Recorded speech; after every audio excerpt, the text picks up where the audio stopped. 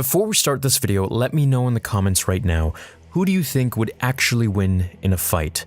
1 vs 1, Vader vs Maul. Both alive and both in their prime. Keep in mind, Vader was limited. He wasn't as powerful as Anakin Skywalker's prime. Let me know your answers below. Leading to today's video, one of the most discussed duels that fans have speculated about since The Phantom Menace is who would win, Vader or Maul, if they were to ever meet. And we almost got an answer to that in Rebels, as Dave Filoni was going to pit them together, and that's how Maul was supposed to die, by Vader's hand. However, he dropped it as he felt it would take away from the moment between Vader and his former Padawan, Ahsoka. However, in Legends, the two Sith did indeed meet and cross blades, and that's the comic that I'm going to be sharing with you today. We open the page on Calikar 6, a volcanic outer rim moon that may remind you of Mustafar, but it's a completely different planet. Once controlled by the Sith, where 3 mysterious cloaked figures watch as an Imperial Lambda shuttle touches down next to the only structure on the inhospitable world,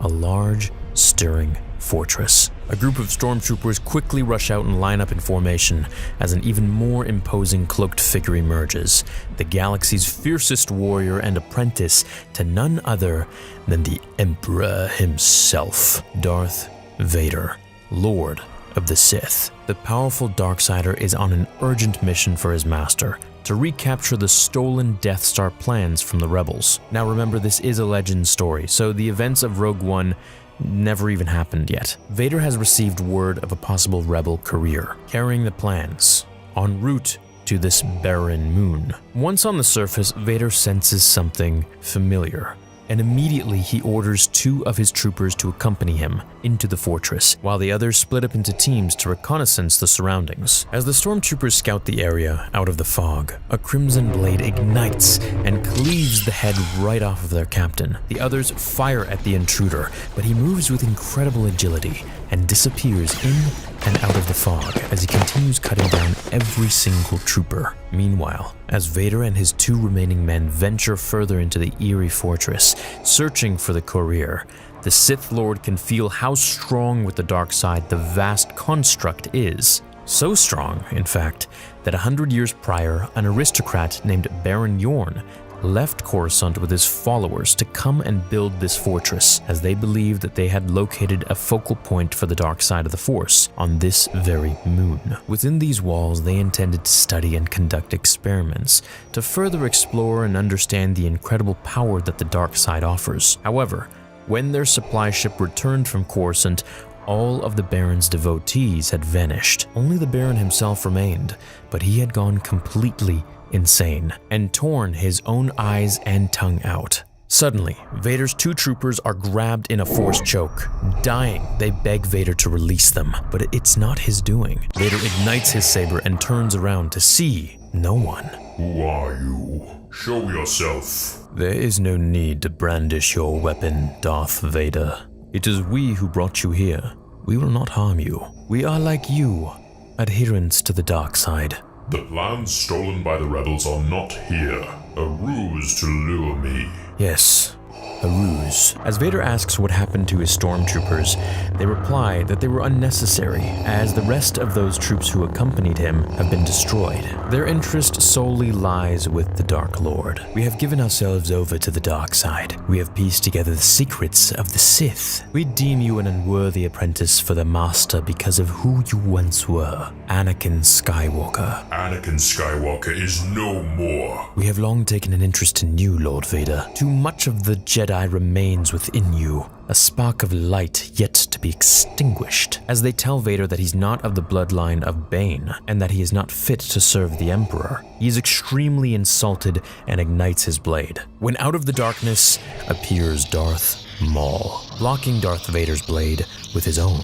Vader can't believe it. He knows that Maul was slain years ago, so it can't be him. And this is where Vader starts to learn, through these guys, that you could bring someone back from the dead. But of course, as always, as it is with the dark side, it's never really that person. It's merely just a shell, or a transcript, or a physical body that looks and acts like the person, but the soul is soulless. They tell Vader that he will be replaced by Maul, and the risk that he presents to the dark side is far too great, as he was the one that was trained by the one who slayed Maul. They start to play with Vader's mind by telling him that he will never truly know if he is worthy to serve the Emperor, that here and now he must fight Darth Maul to truly know if he is the better. Vader's ego falls for the trap, and he begins to fight Maul in a fiery dance of red blades. As they continue fighting, both warriors manage to hold their own against each other pretty evenly. Vader retorts, "You believe you know the dark side. This is what the dark side can do." and he reaches out with the Force to the blasters by the dead stormtroopers, using them to fire at Maul. "Your toy soldiers won't help you win this battle." Observing from above, the three cultists are intrigued. Vader and Maul are more evenly matched than they suspected, but they are certain that Maul will be victorious.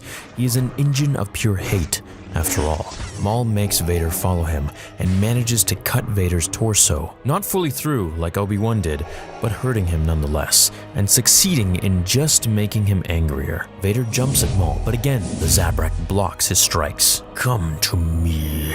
You're more machine than man.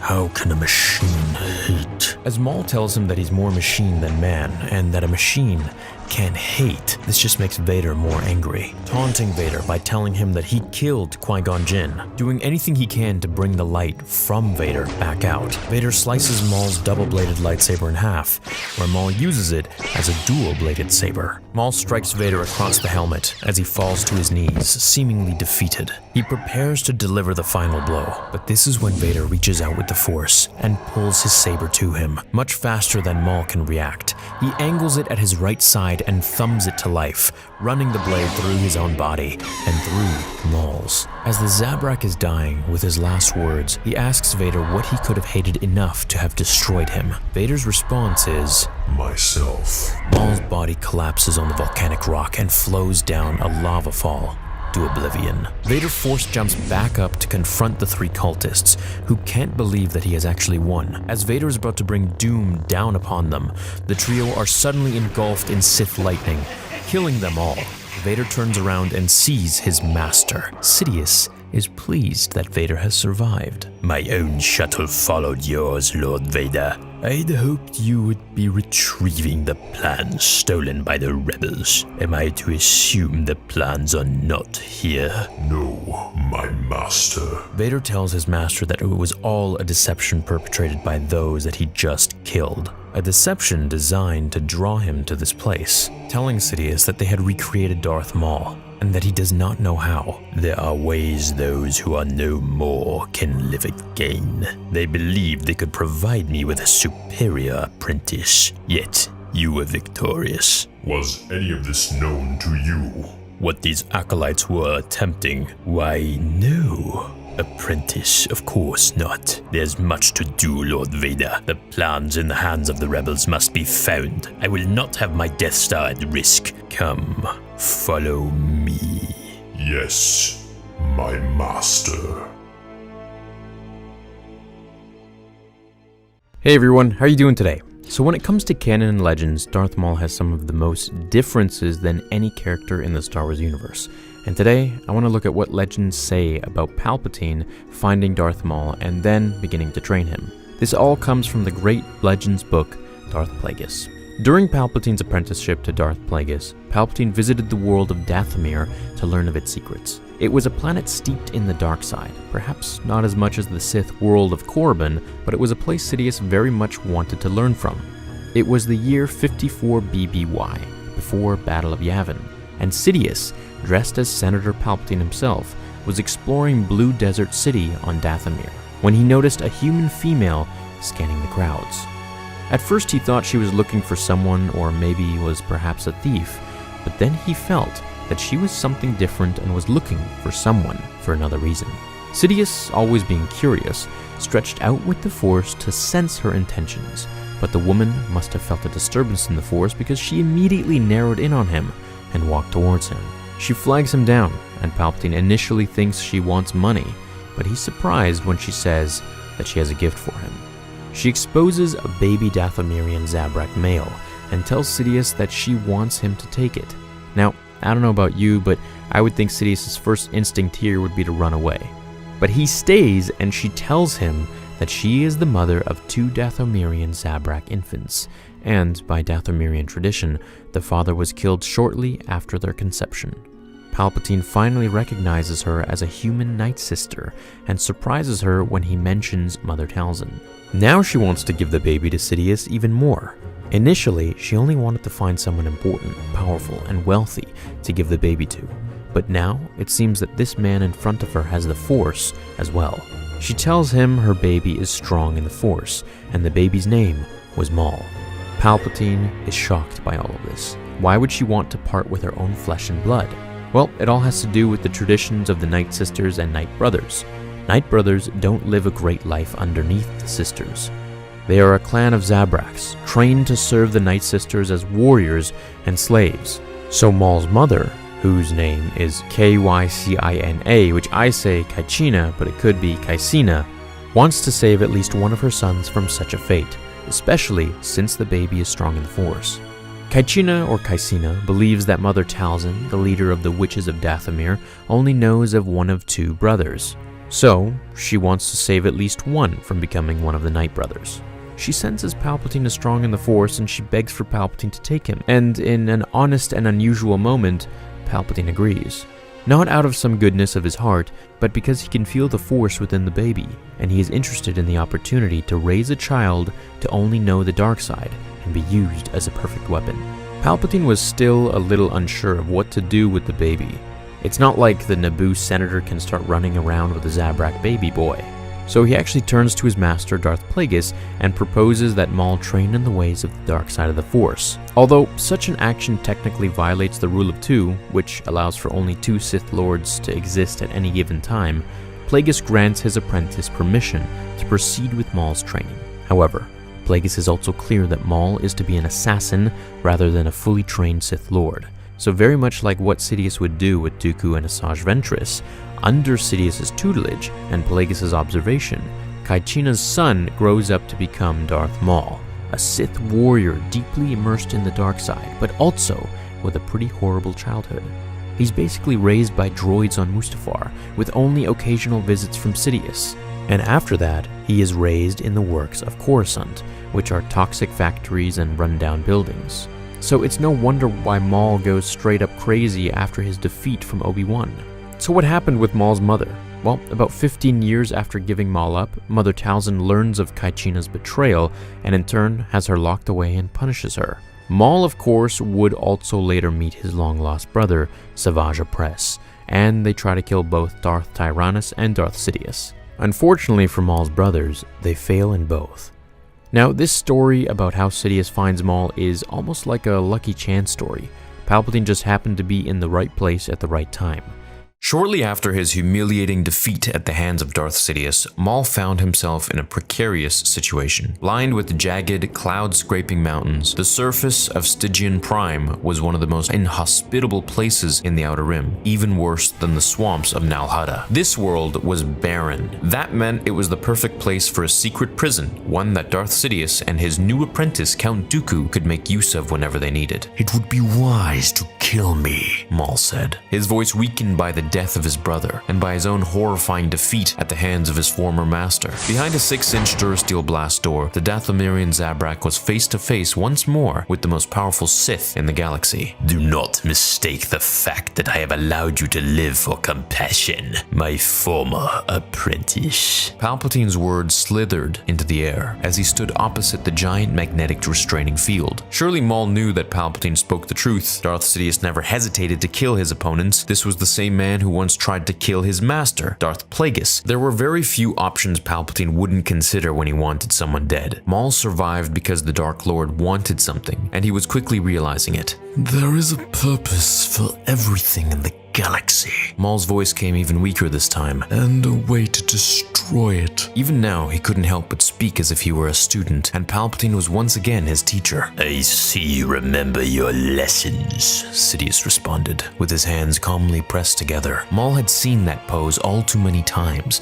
as they wandered through the secret corridors of Coruscant, discussing their plot to destroy the Jedi. Before Maul and Palpatine could enjoy a trip down memory lane, the blast doors opened and a familiar face sauntered into the room. You summoned me, Master? It was Dooku, the leader of the Separatist movement, and the apprentice who had replaced Maul years ago. As Maul's mind ran wild, counting all the ways in which Palpatine had betrayed him, the two reigning Sith Lords departed the cell. In the cold, dry corridors outside, the pair walked as Dooku listened to Palpatine's plan. There are many forces poised against us. He began talking in the same cryptic way that he always used. Dooku, occasionally a bit dense when it came to deciphering his master's coded language, couldn't help but ask the obvious question. You speak of enemies other than the Jedi? Palpatine quickly turned his head to his apprentice, and as if disgusted by his lack of deductive reasoning, the Sith Lord decided to spell out the point he was making. I speak of that Dathomir witch, Mother Talzin. In some ways, Count Dooku was one of the smartest Jedi that the Order had to offer. Palpatine was more than satisfied when he managed to lure the wealthy nobleman to the way of the Sith. But as they walked through the frigid prison on Stygian, Palpatine couldn't help but feel annoyed. The reports from General Grievous suggest that she was killed when he invaded Dathomir,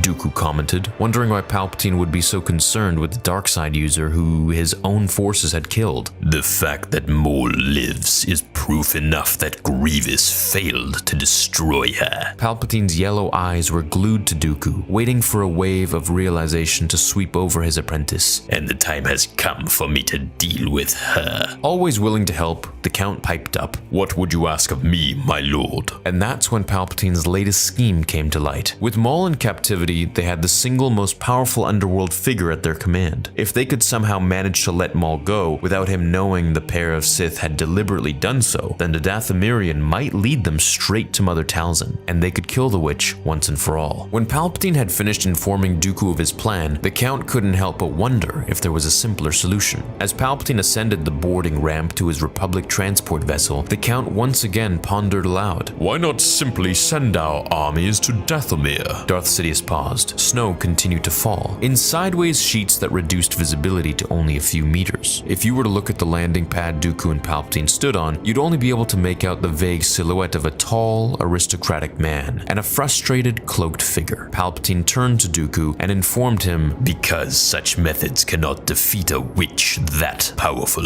Talzin must be coaxed into the light.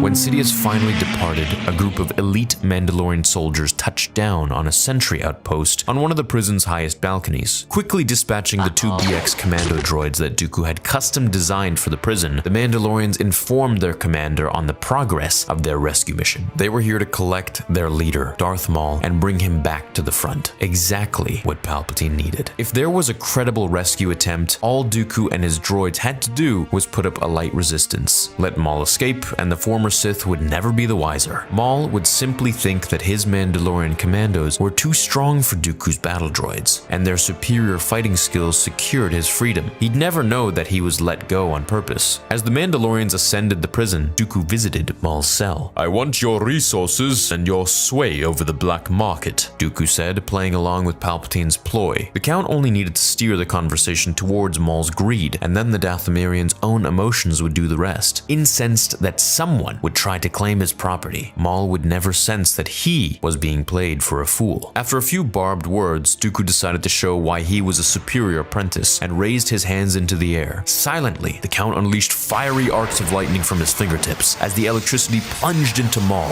his body thrashed around in violent convulsions, nearly breaking free of the magnetic confinement. I hope our next conversation will be more fruitful, Dooku commented as he walked towards the exit, leaving Maul behind in a pillow of gray smoke. Perhaps even in his anger and his use of Force lightning was meant to keep Maul from discovering their true plot against Mother Talzin. But surely there was part of Dooku who relished in the torture of Maul. After all, this was the same savage Sith who had slain his apprentice Qui-Gon Jinn in the plasma refinery of Naboo a decade earlier. Even though Dooku counted himself as a member of the Sith, he still held a special place in his heart for his former student. Maul only had a short reprieve to heal from from his wounds. The pair of Mandalorian elites, led by Commander Saxon, had just blown a hole into the side of the prison. They were quickly ascending to the 7th level, and after taking out a group of droidicas, they blew another hole into Maul's cell. Lord Maul, we're going to get you out of here, Commander Saxon said as he reached towards his leader, who was now doubled over on the floor. Can you walk? He nervously inquired. I have become indifferent to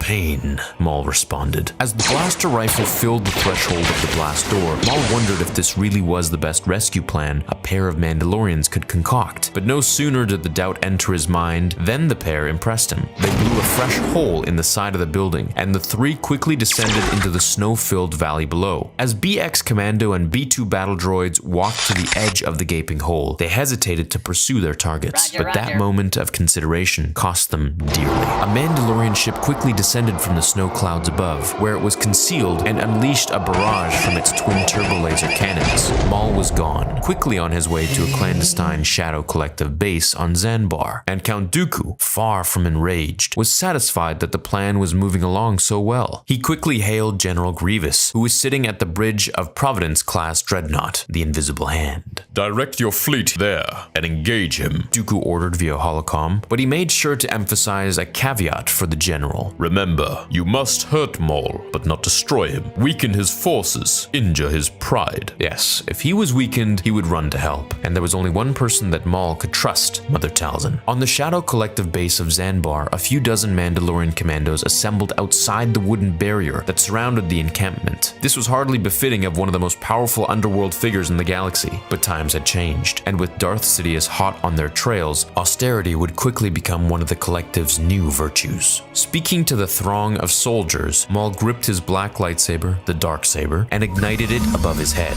The war you have waited for your entire lives to fight is upon us, my brothers. Victory or death. Maul shouted, and the Mandalorians replied with the same war cry, Victory or death! When dozens of separatist droid ships dropped from hyperspace and descended to Maul's location, the Mandalorians quickly realized they might get one of those two wishes, sooner rather than later. Incoming separatist dropships, we're under attack, Commander Saxon reported to Maul, stating the obvious. 5 droid transports were quickly falling to the surface, and soon hundreds of B2 droids would fill the plains. Unleash the might of the Shadow Collective upon them, Maul roared, and the turbo lasers on top of the encampment's wall boomed into life, launching giant volleys of red projectiles into the sky. Some of the transports were shot down, but most survived. Grievous observed the battle from above, knowing that soon he would step foot onto the field and plunge his collection of lightsabers through the chests of his enemies once again. Perhaps on this day, he would be able to add Maul's own Darksaber to his collection. Deploy our infantry, every last soldier. With that command, the world suddenly hummed with the sound of the droid army's electric joints and limbs, as hundreds of B2, BX Commando, and Destroyer droids pressed their attack. The Mandalorians, armed in their red and black Beskar, tried their best to stop the advancement, but Grievous's tactics were flawless, as the Destroyer droid absorbed every last blaster bolt from the Mandalorians' carbine rifles. The lines of B2 and BX droids behind them unleashed their own volley in return, quickly thinning the Shadow Collective's ranks. Realizing that this battle couldn't be won by soldiers alone, Darth Maul took his Darksaber in hand and leapt over the front line of droidicas that were ruthlessly decimating his men. With a massive force push, he cleaved a gap in the ground behind enemy lines and quickly went to work severing the droids into slices of steel scrap.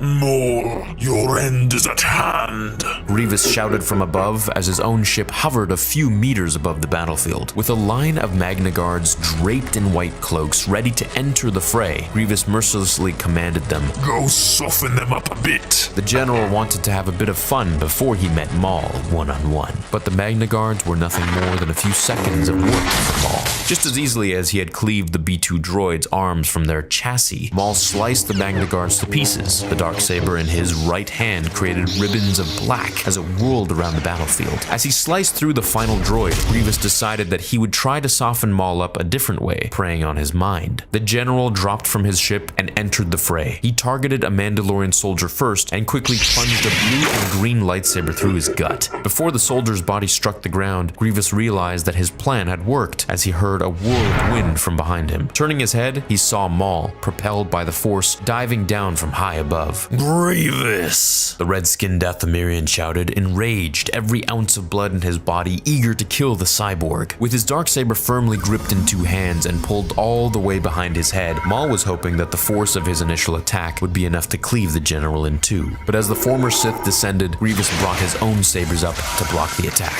I'm more than a match for you, Maul growled as the three blades cracked and sizzled. Perhaps it was true. After all, Grievous would soon find himself quickly overwhelmed by Obi-Wan Kenobi in their duel on Utapau. Perhaps even in Maul's weakened state, he was closer to Kenobi's skill level than Grievous. Your efforts are useless, Grievous barked back, using the full might of his cyborg enhancements to resist the darksaber, as Maul pushed it further and further towards Grievous's chest. Your army is skilled, but my forces are unending. It was true, Mandalorians were the greatest soldiers in the galaxy, but Maul's small number of elite commandos couldn't resist hundreds and perhaps even thousands of droids that were currently saturating the battlefield. While Maul was distracted by Grievous's statement, the cyborg took the opportunity to strike. With one of his clawed feet, he violently kicked Maul squarely in the abdomen, pushing him back. Look around you. Your Mandalorians have been crushed. Grievous continued to gloat. Only my droids remain now. Your battle is already lost. Maul hated to admit it, but Grievous was right. In his anger and his desperate need to get revenge, Maul had fallen for Grievous's plot. The droids had destroyed the few Mandalorian troops he had, and thanks to his failure, the Shadow Collective's numbers were now greatly reduced. As he looked around the battlefield, Maul squeezed his hand into a fist and let out a primal scream. There was nothing he could do. If he turned his full attention to Grievous, he might be able to defeat the expert Jedi killer, but even then, he would have to face down hundreds of droids afterwards. It was hardly a winning prospect. Desperate, Maul ordered the three Mandalorian gauntlet fighters to lay down a bombardment, destroying most of the droid troops in the process. As Grievous dealt with his fresh casualties, Maul used the Force to propel himself aboard one of the ships and retreated. Take us away from here, Cast, Maul ordered as he ran towards the ship's cockpit, his head hung low, ashamed of the course of the battle. Maul bitterly let a final sentence pass through his lips. I can no longer stomach the sight of it. As Maul retreated, Grievous messaged Dooku, proud to announce that he had done his part. I have done as you have asked. I have made Maul bleed. Soon, Maul would be forced to contact Mother Talzin, and Palpatine's grand plan of ending that witch's life might finally come true. Hey guys, so in this episode we'll go over something from the comic Star Wars Tales issue number 24, which was originally made by Dark Horse but then adopted into the Star Wars Rise of the Sith Volume 1 Marvel comic book collection. This goes over how Darth Maul got his Sith tattoos and his first big test from Palpatine. This test would essentially be a marker for Sidious to either allow Maul to continue his apprenticeship or to, well, be killed by his opponent.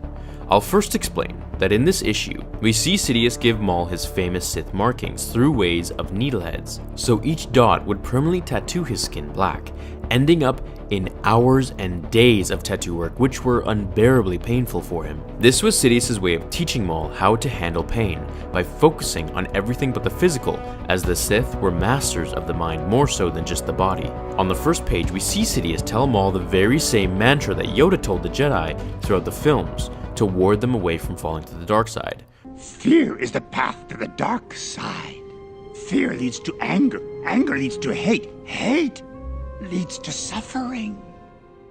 Whereas Palpatine used this to solidify Maul's hatred and feed into his anger. Through the agony of the Sith tattoos that he was implanting on Maul, this would calm his mind, which would train him to keep his composure in battles to come.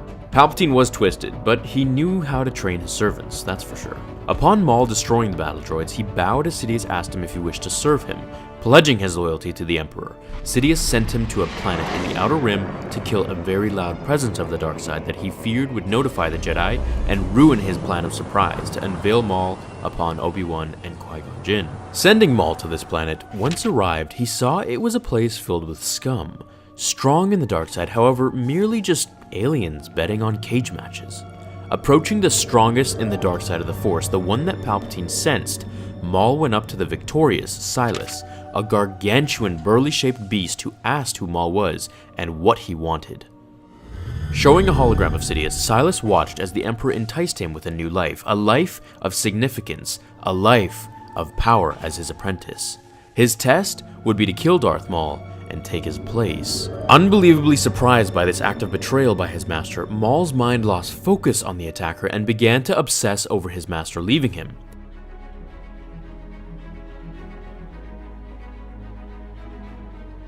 Being badly beaten by the creature who swore to take his place, Maul reached out to his master in his thoughts, telling him not to leave him, telling him that he is afraid. At the word afraid, he remembers what his master taught him about fear. Fear leads to anger, anger leads to hate, and hate leads to suffering. At the realization of where his power is rooted from, Maul remembered who he was and that his fear, hatred, and suffering in life was what drove him to constantly become more powerful. Immediately striking back at Silas and overpowering the energy systems that prevented him from using his lightsaber, he ignited it and sliced down the beast. Upon his return to his master, Palpatine revealed to Maul that this was his test for greater missions ahead, that if he passed, then he would be able to continue his training and ultimately be unleashed to the Jedi like an attack dog. Now understanding why he put Maul through this test, he grabbed him by the chin like he did when he was merely a boy, telling him to not fear fear itself, rather to use it to make him strong, obedient, and powerful. Star Wars Episode 1 Journal Darth Maul. One of the most interesting things about this journal is that it lets us hear directly from Darth Maul himself. Instead of watching him through someone else's perspective, we're reading his own thoughts about his training, his master, and the philosophy of the Sith. And what becomes immediately clear is that Maul's life was built almost entirely around discipline and physical punishment. Maul describes his daily routine on Coruscant as constant training. Even when he is waiting for Sidious to give him orders, he does not rest. Every moment is used to strengthen his body or refine his combat skills. He explains it very simply in the book. Waiting time is training time. Every minute of my life is devoted to learning the glorious Sith tradition as well as hard physical training. What I hope this video will do is to show exactly how Sidious raised him. There wasn't much of a separation between training and living. Maul's entire existence was preparation for combat. Now, one of the earliest exercises that Sidious forced him to master was something deceptively simple, running directly at a wall, sprinting up it, and flipping backwards onto his feet. It sounds almost trivial until you hear how Sidious forced him to practice it. Maul recalls attempting the exercise over and over while his body was already exhausted. I took several steps up the wall with my momentum and then flipped over to land on my feet. If I missed, I could have broken my neck. At first, he fails repeatedly. Each time he fails, he tries to catch himself with his hands, but Sidious forbids it. The lesson is really brutal, and it's very Sith in its philosophy and shows you just how much torture Maul was put through and abuse. Never break a fall. If you are prepared to break your fall, you are prepared for the fall itself. Sith do not fall, they do not fail. Sidious forces him to repeat the exercises even as the pain worsens. Maul describes his body becoming covered with bruises from the repeated impacts. And every time he falls, Sidious gives him the same instruction. There is no pain where strength lies. Sidious wanted an apprentice who would keep fighting even when injured, exhausted, and outmatched. Eventually, the repetition works. Maul explains that after countless attempts, the movement becomes instinctive. Now, I never fall. I run. I take 4, 5, 6 steps up the wall, and I flip through the air to land on my feet. But the physical exercises were only the beginning. After finishing these drills, Maul would activate his lightsaber and practice attack sequences repeatedly, sometimes thousands of strikes in a single training session. He describes the objective clearly. The goal of the Sith is to fight without thought. This line reminds me of The Last Samurai, when Nobutasa told Algren, "No mind." This line is to understand how Maul fights later in the timeline. His movements are meant to be automatic, driven by instinct and the dark side rather than conscious decision. Sidious also made sure that Maul trained while exhausted or injured. In the journal, Maul explains that fatigue itself was part of the lesson. Events do not wait until you are well rested. You must be able to fight at the peak of your control, even when you lack sleep and food. By the time we see Maul later in the timeline, hunting enemies across Coruscant or facing Jedi in combat, these lessons explain why he moves with such confidence and precision. His fighting style isn't just the result of talent, it's the product of years of conditioning designed to eliminate hesitation entirely. The Sith training Maul describes in this journal is harsh, but it's extremely effective. Now, physical drills were only one part of the process. He also trained constantly against lethal combat machines designed to kill him if he made a mistake. This is how Maul describes describes activating the machines. Assassin droids are a necessary part of training. Blasters are built into their chests and hands. Their accuracy is perfect. A miscalculation on my part could be lethal. So even his practices were very lethal. Now during these sessions, Maul uses the dark side to push his body beyond its limits. The sensation is almost intoxicating to him. Aggression fuels it, he says. The darkness throbs furiously, beating in my muscles, making me merciless and effective. Now another disturbing example comes from Maul's childhood. After Maul once flinched during an encounter with a venomous creature called a dinko, the creature sprayed venom in his face and Maul killed it, believing he had proven his courage. But Sidious disagreed. Maul explains what happened next. Days later, after he had already forgotten about the incident, he returned to his room and climbed into bed. A dinko jumped straight at me. Then another dinko jumped out from a corner. Then another, and another. The room was filled with them. Sidious locked him inside the room with the creatures, as a dinko jumped onto his shoulder and then clawed into his ear, blinding him with venom. Maul describes running blindly through the room, smashing into walls, trying to kill the animals while their venom burned his eyes and their claws tore into his skin. The door remained locked up. Sidious offered no help, and Maul spent the entire night fighting them. By morning, the room was filled with dead creatures, and Maul's body was covered in wounds. His eyes were swollen, his hands and feet bleeding, the entire room reeking from the venom. When Sidious returns the next morning, he says, "Do not flinch again." And that was the entire point of the punishment. From Sidious's perspective, fear was weakness. If Maul flinched once, he might hesitate again in combat, and hesitation could mean failure. Now, the most extreme test comes when Sidious decides Maul is ready to become a Sith Lord. He abandons Maul on a hostile planet and sends assassin droids to hunt him. Sidious explains the conditions like this. "I have sent a fleet of assassin droids to attack you. They are programmed to kill." Maul must survive for an entire month with almost no supplies. The ordeal becomes brutal. He loses his survival pack, starves, and is repeatedly attacked while trying to sleep. At one point, he suffers a severe blaster wound to his thigh and hides in a cave, barely able to move. The wound festers. It is a searing, blinding pain.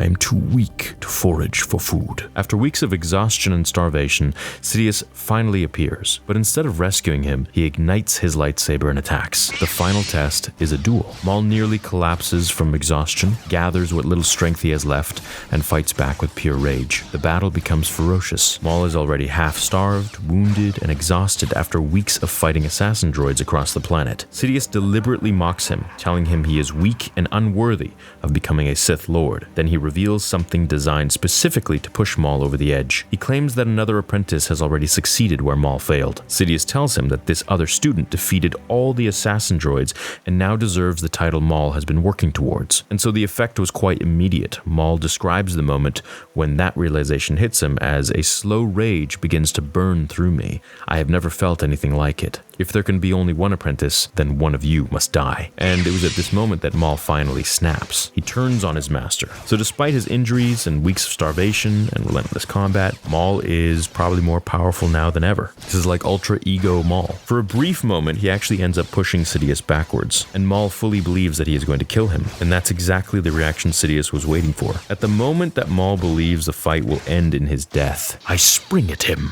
Only after Maul pushes himself beyond his physical limits does Sidious reveal the truth. The duel was the final step of his training. Maul has passed, and Sidious declares, "From this day forward, you are a Sith Lord." And that final trial really changed something fundamental in Maul. Up to that point, Sidious had been pushing him physically and psychologically, forcing him to survive harsher and harsher conditions. Later in the journal, he reflects on this lesson directly by saying, "Pain is power. I will take my pain and I will use it against them." One of the first missions Darth Sidious ever gave Darth Maul. This comes from the book Darth Maul, Saboteur. Before the events of Star Wars Episode 1, The Phantom Menace, Darth Maul had already begun carrying out covert missions for his master. One of the earliest and most revealing assignments took place on the mining planet Dorvala. A push here and a shove there, and both mining companies will collapse. Thus, we will be able to deliver Dorvala to the Trade Federation.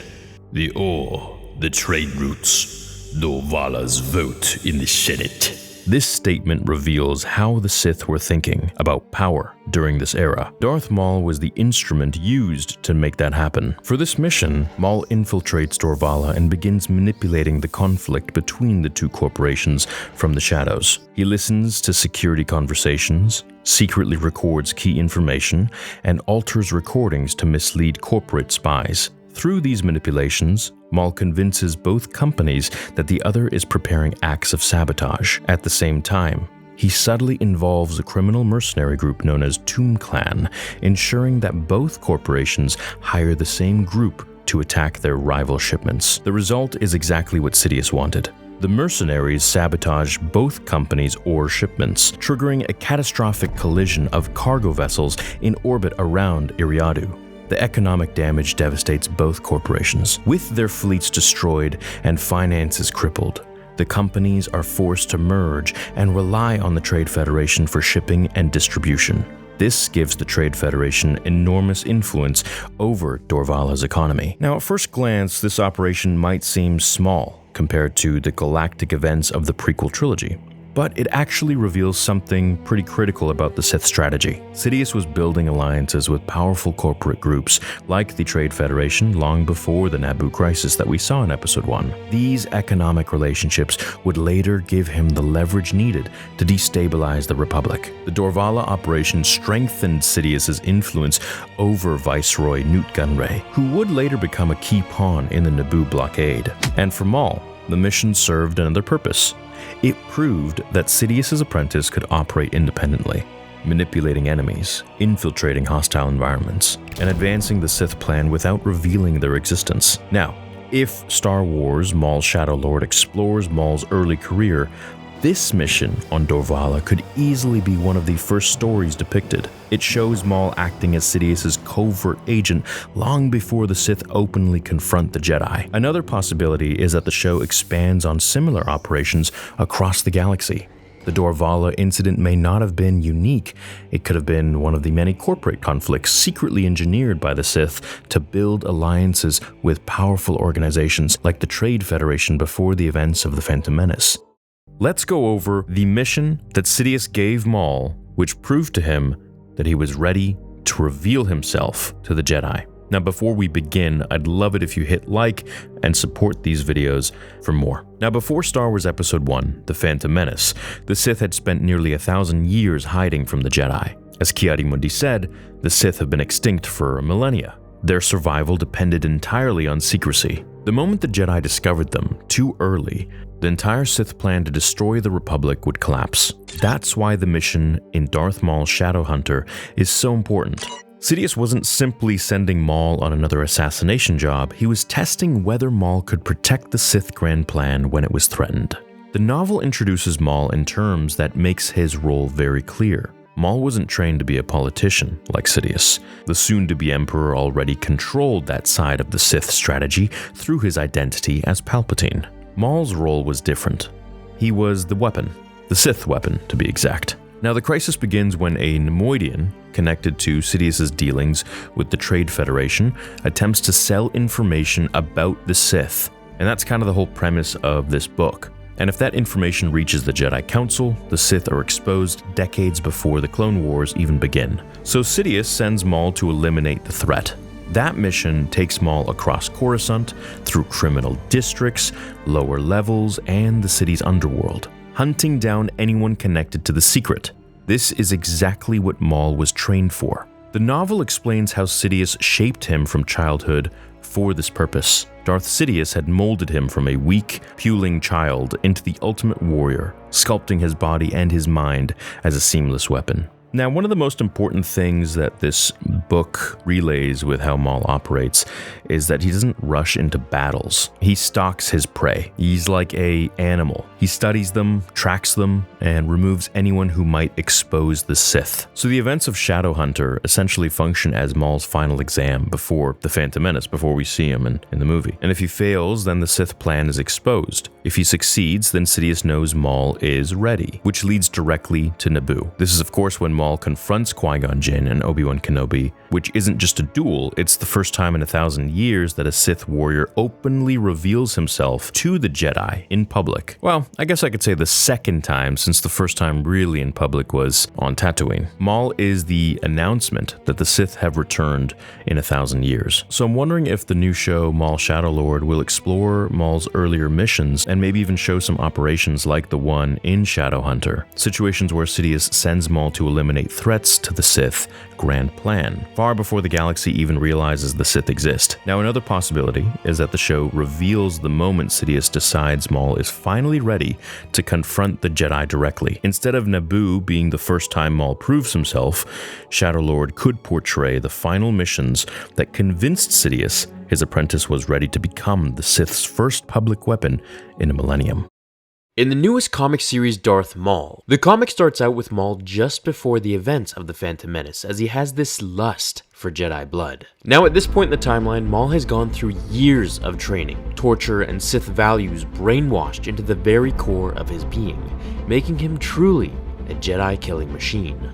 Sidious had forced Maul to stay in hiding for all these years until he felt he was ready to be unleashed to the Jedi, after the Sith had been invisible for about 1,000 years. The comics start off with Maul having this massive hunger for Jedi blood, where he knows he shouldn't be wandering the galaxy in pursuit of Jedi, but alas, his temptation gets the best of him. Finding an underground black market bid of a young Jedi Padawan named Eldra Cadis. Between numerous gangs and clans who want to purchase her, he eventually tracks down the highest bidder with his team. Now, for a second, I want you to check this team out. It seems like there's a Guardian of the Galaxy kind of vibe going on here. Now, some of you may recognize these team members from the Clone Wars, and one of them is Cad Bane, a lethal bounty hunter who's like a Wild West cowboy of the galaxy. As Maul takes out the Jedi's purchaser and his team, the Padawan notices how he refrains to use a lightsaber and that he can't fool her. Maul actually throws his cloak on top of the enemy and uses the Force to choke him with it. The robe, it's constricting, smothering him. Boarding the ship, they set course to get out of there before the other bidders find out what had just happened.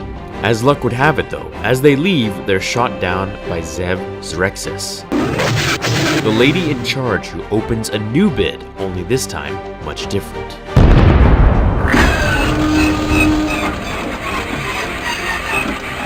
Crash landing back on the planet, the team decide to diverge. Now all the thugs and gang members had to fight for the Padawan and could kill the team that stole her. You can tell this comic is gonna get fun.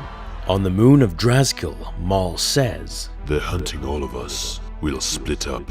As they diverge to dilute the enemy onslaught, Maul and Eldra walk alone, ready for an ambush. During this time, he thinks to himself, I have been wrong. All this time I thought it was anger, a hunger for vengeance against the accursed Jedi that compelled me onward. Those desires are part of me. Yes, I will see the Jedi pay for what they did to the Sith. But I am not driven by those feelings. It is anticipation that moves me to my inevitable goal. It is excitement.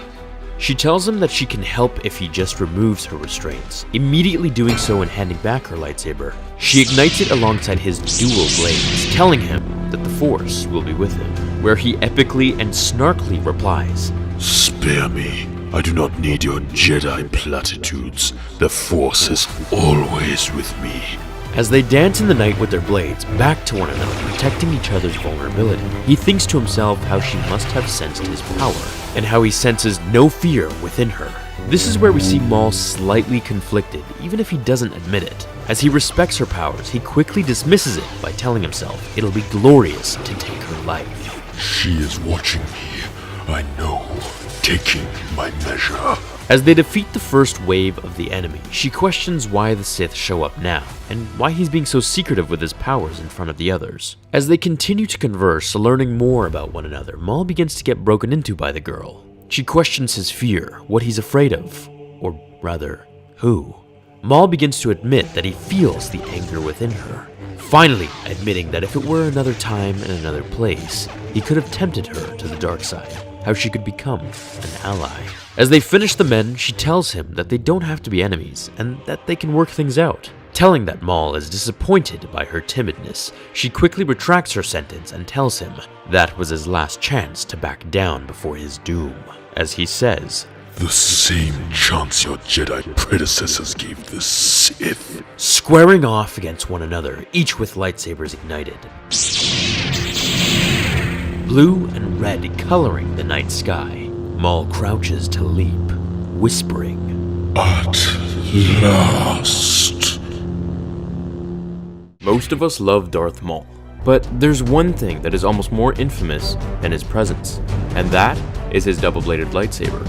We all know he's proficient in the 7th form of lightsaber fighting style, which focuses on aggression and acrobatics, always on the offensive. And we also know he has a vast knowledge of how to defeat Jedi of all species and specialties, so there must be a reason to his personally crafted tools. Well, there is. In the comic series Star Wars Tales, issue number 10, Maul is off on a planet slaying Jedi survivors when he comes across a weapons master, who beats him using only a simple wooden staff. Humbling his ego, he realizes that he needs to take a different perspective on fighting, leading to the construction of his double-bladed lightsaber. In the book, which is solely based on him, titled Darth Maul, Shadowhunter, there is a passage about the construction of his double-bladed lightsaber. I'm going to read you the parts that I find useful for our benefit in this video. The intensity of his connection to the Force brought back a memory. Another day of intense focus of his power. The day he had constructed his lightsaber.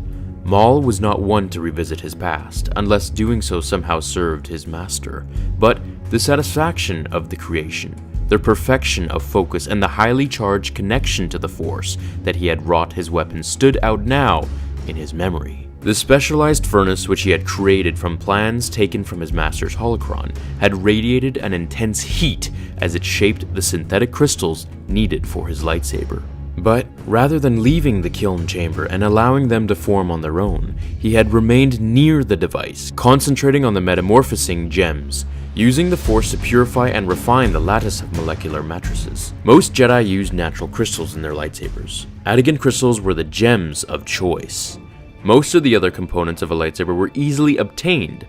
Power cells, field energizers, stabilizing rings, flux apertures, but not the crystals themselves. They had to be mined in the Attica system, deep within the Outer Rim territories. The difficulty of using natural materials meant that the alignment process could take a long time, and the calibration had to be perfect, because mismatched crystals could destroy not only the lightsaber, but its creator as well. Finding and aligning the crystals was a Jedi's test, but it was not the way of the Sith.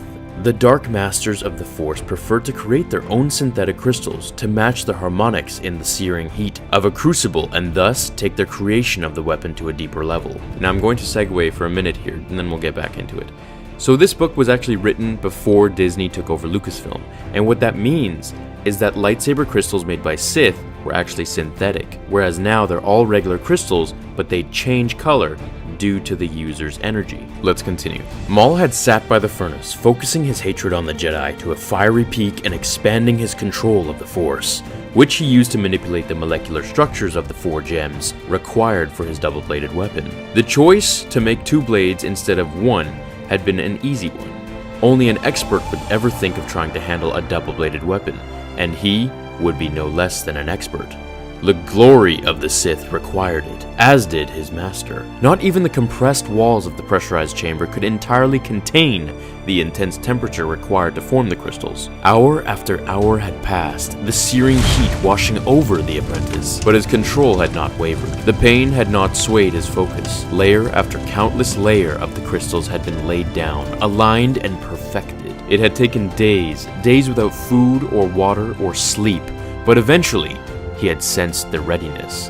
Then, he had deactivated the furnace and cracked it open. There, sitting in the formation crucibles, had been his 4 perfect crystals. During the Clone Wars, as the sinister Darth Sidious was manipulating both the Galactic Republic and the Confederacy of Independent Systems as part of a millennium-old grand plan to destroy the Jedi and leave the galaxy under the control of the Sith, his former apprentice, Maul, was attempting to supplant his former master by creating a criminal underworld empire of his own. In order to be a challenge to both sides, Maul was able to unite the exile Mandalorian extremist group known as the Death Watch.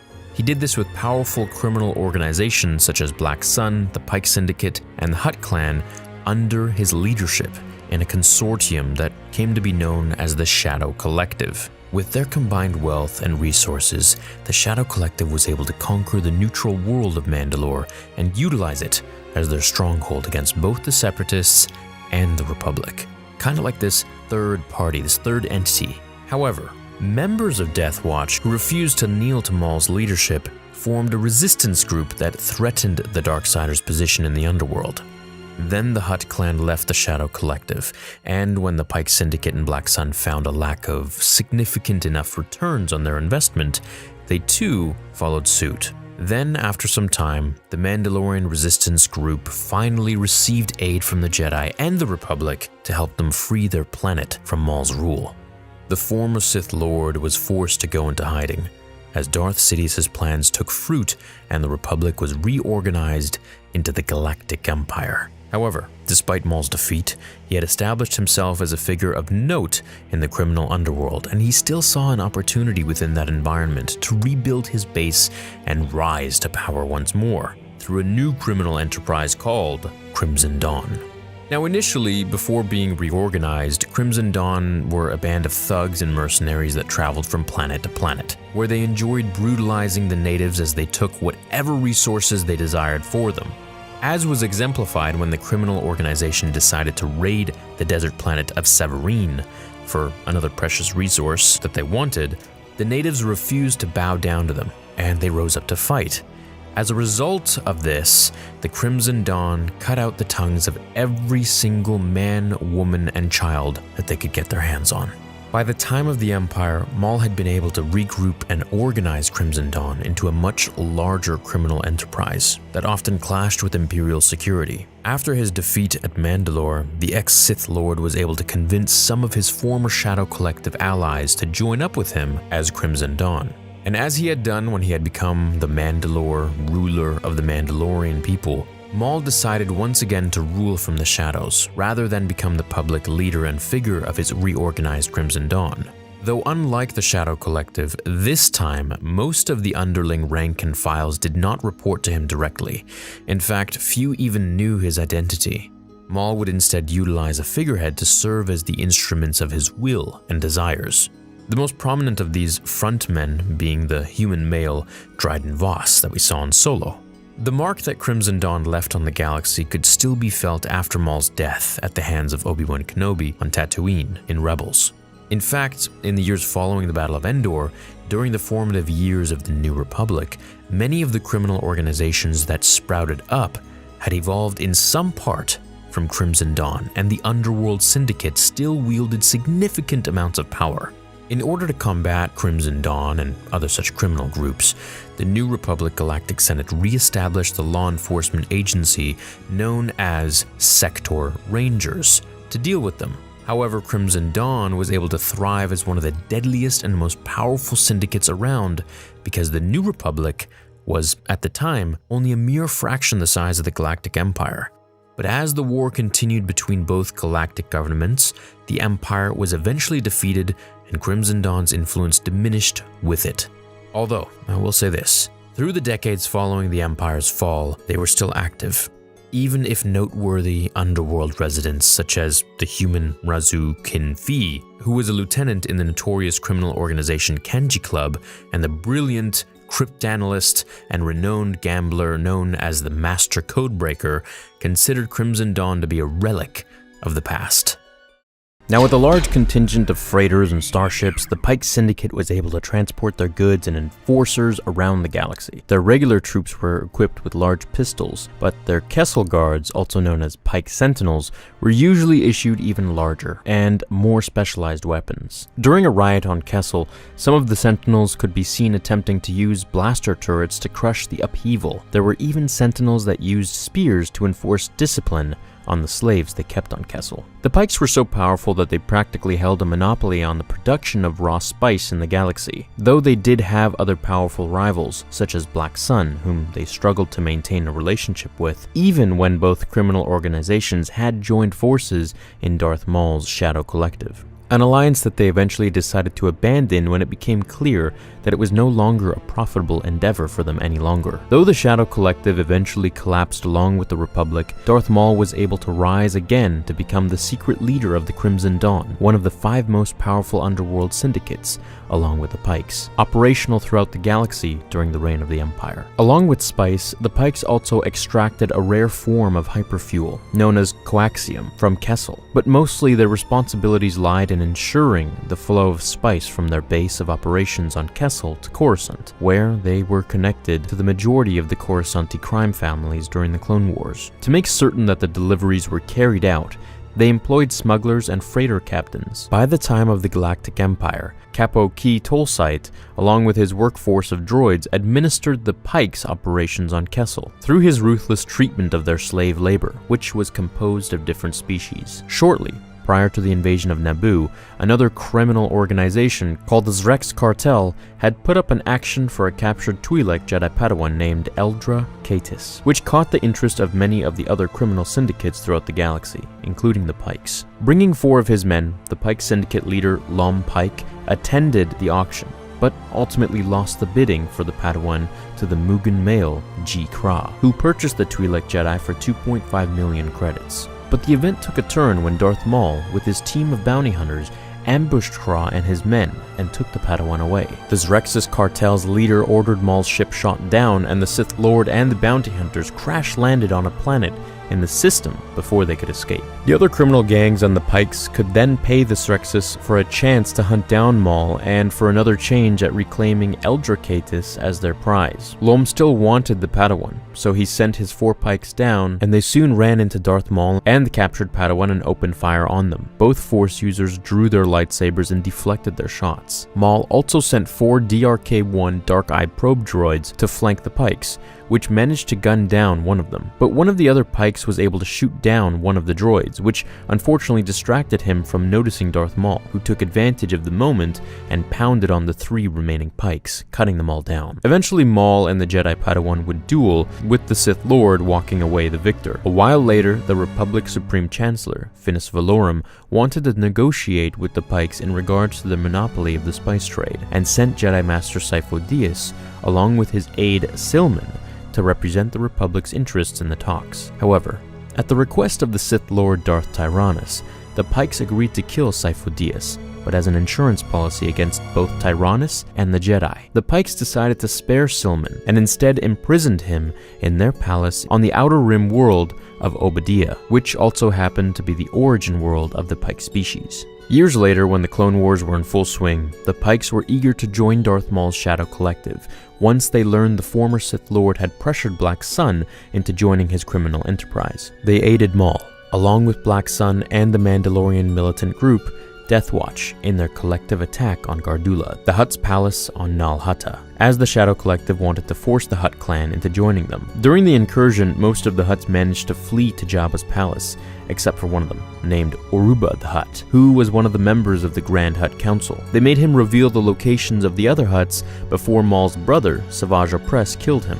Then they pursued the alien slugs back to Tatooine and assaulted Jabba's palace, and forced both Jabba himself and Gorga the Hutt into joining up with them. Then, in the next phase of the Shadow Collective's rise to power, the Pikes agreed to play the role of invader, staging a fake attack on the neutral world of Mandalore so that Death Watch could come to the rescue and repel the Pikes in their defense of their people. The ruse worked. The pacifist Mandalorian government was unable to manage the crisis, which allowed Death Watch to take over the entire planet without much resistance. Shortly after, though, Pre Vizsla, Death Watch's leader, betrayed Maul and arrested him, as he assumed control over Mandalore for himself. Sometime later, Anakin Skywalker and Obi-Wan Kenobi, on a mission to investigate the fate of Sifo Dyas, arrived at the Pikes' homeworld of Obadiah. The Spice Runners admitted to the Jedi that they had killed Sifo Dyas, but then their leader, Lom Pike, showed the Jedi Knights their prisoner, Silman, whom they still held in captivity as protection against Darth Tyrannus. The Pike Syndicate were willing to hand over Silman to the Jedi, if their order agreed to turn a blind eye on the Pike's murder of Sifo Dyas. However, Tyrannus had become aware of the precarious situation and couldn't allow the Jedi to uncover the truth behind Sifo Dyas' demise. So, The Sith Lord traveled to Obadiah in person and cut his way through several guards until he arrived at Silman's cell and killed the former aide to the Supreme Chancellor, after which the Sith Lord engaged in combat with both the Jedi and the Pikes. Lom assisted the Jedi by having his men surround the Sith, but he had severely underestimated Tyrannus' power and skills, a mistake that cost the Pike leader his life before Tyrannus made his escape. After Maul had escaped his imprisonment from Darth Sidious, the Pikes, who had remained loyal to the former Sith and his Shadow Collective even during his captivity, defended their ally Black Sun's stronghold during a separatist attack, though not without suffering many casualties. Following this, Fife, who was the Major Dormo, or chief steward of the Pike Syndicate's new leader Mark Krim after the death of Lone Pike, voiced concerns, along with Black Sun's leader Zaitan Moj, over the probability that Maul's plan against Darth Sidious would be successful. Then soon after, the Pikes again came under attack by separatist forces from one of their armadas, which caused the Spice Runners to lose a significant number of ships. Black Sun too suffered a similar attack from Darth Tyrannus' forces, and in both incidences, they didn't receive any assistance from Maul. So Black Sun decided to withdraw from the Shadow Collective, and the Pikes soon followed suit. There was no longer any financial incentive to remain. Due to this, the Shadow Collective fell apart, and after a devastating loss at Dathomir, Maul withdrew what remained of his forces. Sensing an opportunity in the Pike's new leadership under Mark Krim, Black Sun's own leader, Zaitan Moj, proposed merging their two criminal organizations together, but Krim declined the offer, which Moj did not take well. In retribution, Black Sun had Krim's wife, Tezca Krim, and their children Vram and Layli kidnapped. But because his new leadership of the Syndicate was contested from some of his subordinates, Krim could not rely on his own forces, so he employed the services of two independent bounty hunters to rescue his family, the former Darkside enforcer to Darth Tyrannus, Asajj Ventress, and Quinlan Vos, who was in secret an undercover Jedi Master. They were successful in retrieving his family from the Black Sun fortress on Mustafar, but later the Pike Syndicate's base of operations on Obadiah was attacked by Black Sun in retaliation. During the Age of the Empire, a professional thief and gunslinger, Tobias Beckett, along with his gang on a mission to steal some of the Pike Syndicate's coaxium, arrived on Kessel in the Millennium Falcon. Crimson Dawn Lieutenant Kira exited the Falcon with a disguised Beckett, the feminine piloting droid L337, and both in shackles pretending to be slaves was the Wookiee Chewbacca and the smuggler Han Solo. Key Tolsite, who ran the Pike Syndicate's operations on Kessel, met with Kira, who claimed to be a representative that had come to make a deal with Tolsite. He agreed to negotiate with them, and so left with Beckett and his gang, except for Han and Chewie, who he thought were slaves. So they were escorted by two of Tolsite's guards to the slave mining operation. When Tolsite and the others arrived at the control room of the mining operations, the Pike realized far too late that something was wrong, and Beckett killed off all of his guards, while Kira stabbed Tolsite in his chest, killing him. L337 then deactivated the restraints of the slaves, freeing them and causing a massive riot, which allowed Han and Chewie to get free and eventually, successfully, steal the coaxium and bring it to the Millennium Falcon, where Beckett was taking out soldiers trying to stop the riot. Han and Lando Calrissian took out several Pike Sentinels who had set up a gun on a tripod to disable the Falcon. Unfortunately, L337 was destroyed in the midst of the riot by a Pike soldier, which caused an upset Lando to run to his droid's mangled remains. Distracted, he was shot in the arm by another Pike soldier, but Han ran out and carried them both back to the Falcon. Beckett's gang were then able to escape Kessel with the coaxium on board. As the Jedi became distracted by the Separatist crisis during the Clone Wars, their focus on maintaining law and order throughout the galaxy loosened, and in their absence, a crime syndicate called Black Sun rose into prominence. An ally of Darth Maul's Shadow Collective and composed mostly of the reptilian Faline species, the criminal organization maintained bases on Ord Mantel and Mustafar alike. Black Sun was initially run from a fortress on Mustafar by an assembly of Faline noblemen, though they did allow other species into their leadership positions too, such as Zero the Hutt, Jabba the Hutt's uncle. They constantly refused to join Darth Maul's cause. However, after refusing to join Darth Maul's cause, the ex-Sith's brother, Savage Opress, executed their leadership, not including Zero. He was killed at a different time by his ex-lover, the Palawic singer Sai Snooties, and replaced them with the Faline male, Zaitan Moj, who had served Black Sun as the captain of the guard before joining up with Maul's Shadow Collective. With Maj in charge, the criminal syndicate joined forces with Maul's and moved Black Sun's base of operations to Ord Mantel. From there, under the Shadow Collective's supervision, both the Black Sun and the Pike Syndicate fought a fierce defense against separatist assaults led by General Grievous and Maul's Sith replacement, Darth Tyrannus, aka Count Dooku. Near the end of the destructive galaxy-spanning war, Maj wanted to merge Black Sun's resources with that of the Pike Syndicate, due to their efficiency with the distribution of illegal narcotics. However, the Pike's leader, the illustrious Imperator Mark Krim, refused Maj's proposition. Not one to take rejection lightly, Maj instead decided to force the Pikes into a partnership by kidnapping Mark Krim's family. The Imperator couldn't rely on his own henchmen, as many of them were in favor of joining up with Black Sun, so he responded by hiring 2 independent contractors, the Darkside Force user turned bounty hunter Asajj Ventress and the undercover Jedi Master Quinlan Vos,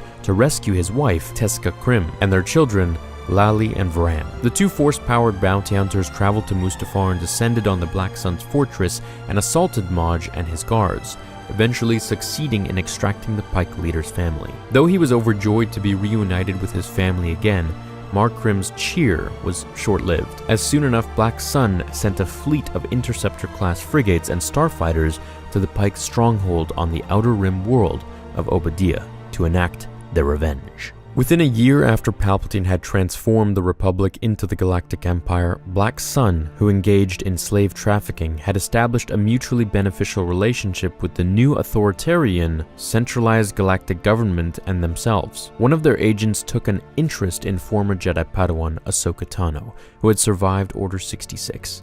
But when the Togruta refused Black Sun's offer to join them, they decided to attack her in response instead. However, thanks to the forces of her friend and ally Bail Organa, the criminal syndicate's thugs were driven away. Though Ahsoka had refused, another warrior who would later play her own major role in galactic events, Sabine Wren, was very willing to join up with them. She and her friend Ketsu Onyo, both former Imperial cadets, wanted to be part of Black Sun as bounty hunters, but Ketsu decided there was more profit if the Black Sun's jobs were a solo occupation, so she abandoned Sabine and left her for dead to join up with the criminal syndicate alone. But Sabine had survived, and the 2 of them would cross paths again years later, when Ketsu was on a job to retrieve vital information that was important to the rebellion that had been stored in a GNK series powered droid called EG-86. Though their initial encounter brought them into conflict with each other, they were eventually able to reconcile and work together to escape the Empire and deliver the droid to the rebellion. Black Sun was one of the major crime syndicates by the time of the New Republic's founding, operating in the Outer Rim systems. One of their main leaders by this time was Boss Guti, who placed a bounty on Jas Emari, a Zabrak female bounty hunter who had switched sides after the Battle of Endor and joined with the rebellion to hunt down Imperial targets. The bounty had nothing to do with Jas's political affiliations though. Her Aunt Sugi had incurred debts that Guti wanted to collect, so while the Zabrak was visiting Nar Shaddaa on a mission to find the whereabouts of rebel hero Han Solo, Black Sun underboss Reinskar and her goons attacked Jas and her aunt. However, she managed to talk to the underboss into not handing her over to Guti by promising to repay double the debt her aunt owed them. However, another bounty hunter named Mercurial Swift, whom Jas Emari had ambushed on the planet Taris, decided shortly after in retaliation to collect Guti's bounty on her. The Black Sun, meanwhile, wanted the galactic civil war between the New Republic and the remnants of the Empire to be prolonged as much as possible, and thus joined up with a new criminal syndicate that had emerged after the Battle of Endor, called the Red Key Raiders. In order to help their plans along, they bribed and blackmailed 5 New Republic senators into opposing the resolution crafted by Chancellor Mon Mothma to send the New Republic forces to the remote Inner Rim desert world of Jakku, where the remains of the Empire had withdrawn to. However, thanks to Han Solo and the ex-Imperial Sinjir Roth Velis, Black Sun's plans fell through. They managed to rescue one of the senator's children and convince the others, who were promised pardons and political favors in exchange, to change their votes and send the fleet. That was a quick overview of Black Sun in the new canon. However, in Legends, they weren't just one of many criminal syndicates. They were the most powerful and infamous group in the galaxy, Black Sun's reach and influence was literally everywhere. Their corruption held sway in both the Republic and Imperial governments. They were involved in piracy and smuggling and in any other type of illegal activity known. But most impressively was the scope and accuracy of their information work, which surpassed that of even Imperial intelligence. Their resources rivaled that of a planetary army in equipment and in soldiers. They had one leader and 9 Vigos, who served under him or her. Each Vigo was in turn the ruler of their own territory and sector. The most famous of the Black Sun leaders was a Faline male named Prince Xizor. Under the Crime Lord's leadership, Black Sun ruled the underworld with very few rivals who dared to challenge them, such as the Zan Consortium. Their purse was practically limitless, with more than enough credits that they could finance any operation they wished to undertake. Their influence, prestige, and power rose to such levels that in the highest courts of Coruscant, Prince Xizor was considered the 3rd most powerful being in the galaxy, surpassed only in wealth and power by the Emperor himself and his right-hand enforcer, Darth Vader. I mean, Prince Xizor kind of looks like he comes from Mortal Kombat, don't you think? In depressingly eerily relevant circumstances, Prince Xizor held a deeply personal hatred towards Darth Vader. On Xizor's homeworld, Faline, an accident at a biological weapons laboratory spread a deadly virus that Vader decided to contain by sterilizing the entire contaminated area and any living beings within it, which were up to 200,000 Faline, including that of Xizor's family. They were all obliterated to prevent the entire planet from getting infected, which Vader considered a small price to pay. The Black Sun Prince deleted all records of his family to hide the fact from Vader, so he would not realize that he held a grudge against him. So, when he learned that Vader was obsessed with finding the rebel hero Luke Skywalker, Xizor decided to kill Skywalker in order to permanently discredit Vader before the Emperor. But when Vader learned of this, he confronted the Faline Crime Lord in orbit over Coruscant in his Superstar Destroyer Executor, and blew apart Xizor's personal ship, with Prince aboard, killing the Black Sun's leader. While this happened, Luke, Chewie, Leia, Lando, and Dash Rendar had also managed to destroy Xizor's castle. The loss of their leader and organizational framework was so debilitating to Black Sun, it took them almost 20 years to recover.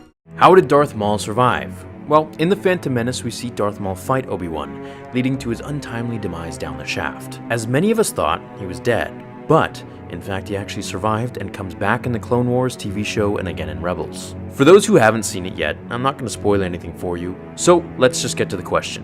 What happened to him and his lightsaber? The answer is very simple for anyone who doesn't know. After getting cut in half, he fell to the core of the shaft, and along with him, his severed lightsaber. Even the Jedi and Palpatine thought he was finally dead. However, through his hatred and will to survive, to get his revenge on Obi-Wan, Maul used the Force to grab an air vent as he was tumbling down the reactor shaft. Now, I'm going to read a passage for you from one of the novels, but before I get to that, I just want to briefly explain some things. Despite his severity of his injury, he made it to Lothal Minor by means of a garbage disposal ship on Naboo. Now, when he was basically doing this, he was using the dark side to an immense degree, the same way we saw Anakin use the dark side when he was cut into pieces by Obi-Wan, and then caught on fire. Only through the dark side can you achieve abilities that are unnatural in the Force. So here's the passage from the Clone Wars Sith Hunter's book. As his remains tumbled down the generator shaft, he kept his eyes open and fought to remain conscious. But then, his head struck the shaft's wall, and everything went dark. No. His mind screamed. Despite everything he had learned about death and duty from his master, Maul knew he was not yet ready to die. Not after so many years of training, and with so much more to accomplish. Not so long as he still had so much hatred within him. Can't die. He fell past an oval shadow, and then a similar shadow raced by, along with a whooshing sound. Maul hoped that there was at least one more vent below, that it would be large enough to accommodate his diminished body. He extended his arms, and his left hand's fingertips suddenly burned with friction as they brushed against the cylindrical wall. Must live. Hoping, wishing, praying for one more air vent. Must kill Obi-Wan. He reached out with the Force and grabbed an air vent. He went down the reactor shaft and landed in water. The Sith Lord was then dumped into a container, which was taken to Lothal Minor. As he lay submerged, he fell into unconsciousness, cursing Kenobi. Now, in the old comics, Maul gets thrown into a pile of sludge, just as mentioned, and is transported to Lothal Minor on a mission to recover his limbs through robotic means or to find new equipment. During this time, he put his lightsaber in storage as well. Over the course of the next 12 years, Maul became obsessed with revenge against Obi-Wan and went literally absolutely insane. Now, in the Clone Wars TV show, Maul was reunited with his brother Savage Opress, who was sent on a quest by Mother Talzin of the Night Sisters to find Maul. Still, at this point, Maul was absolutely mental, like a raging bull, just absolutely insane. The brothers eventually fought violently until Savage was able to convince Maul that he wasn't an enemy, and to come to Dathomir with him, back home. But not before collecting Maul's stored lightsaber from his dark and depressing cave before going to their home world. Once there, Mother Talzin performed magic on him and grew him new robotic legs, which he eventually changed later on to more human-looking ones, but still very much robotic from the waist down. So we all know of Darth Maul, one of the most popular Jedi hunters in all of Star Wars. One of the only dark side users who truly had no ounce of goodness in him. Purely engulfed by the dark side, he was a monster in and out, feeding off his anger and hatred and striking fear into his enemies one by one. Maul was a master of the 7th form of lightsaber combat, the most aggressive and acrobatic form of them all. And while he wasn't the best with force techniques before the Clone Wars, that is, he loved to get up close and personal when he pierced his lightsaber through his enemy, watching their life drain from their eyes as he felt their last breath. If you thought he was scary and intense enough before, check out this picture of what he was really supposed to look like.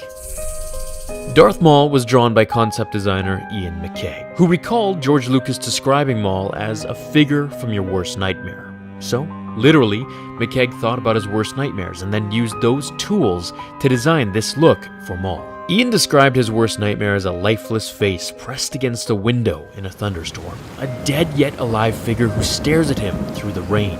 McKay used that as the first design, later adding metal teeth and blood-red dreadlocks streaming down its face instead of rain.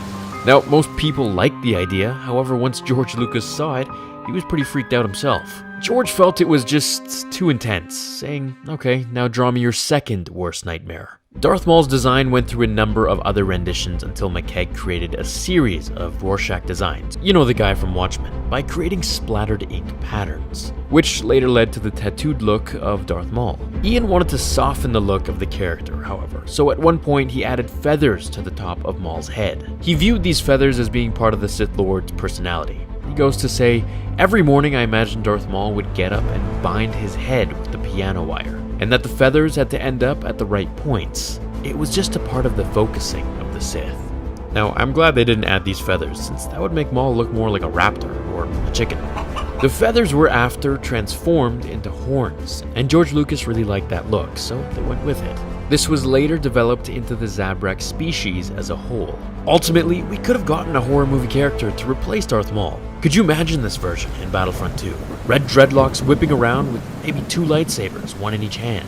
I wonder what his powers would have been, because definitely Force Push just wouldn't cut it and would be too regular for this kind of a freaky looking character. I could see this guy use something like Force Drain to defeat his enemies. Do you think Darth Maul would still be as popular today of a character if he did look like this? I highly doubt Disney would bring him back. That's just not a character I could see walking around at Disneyland.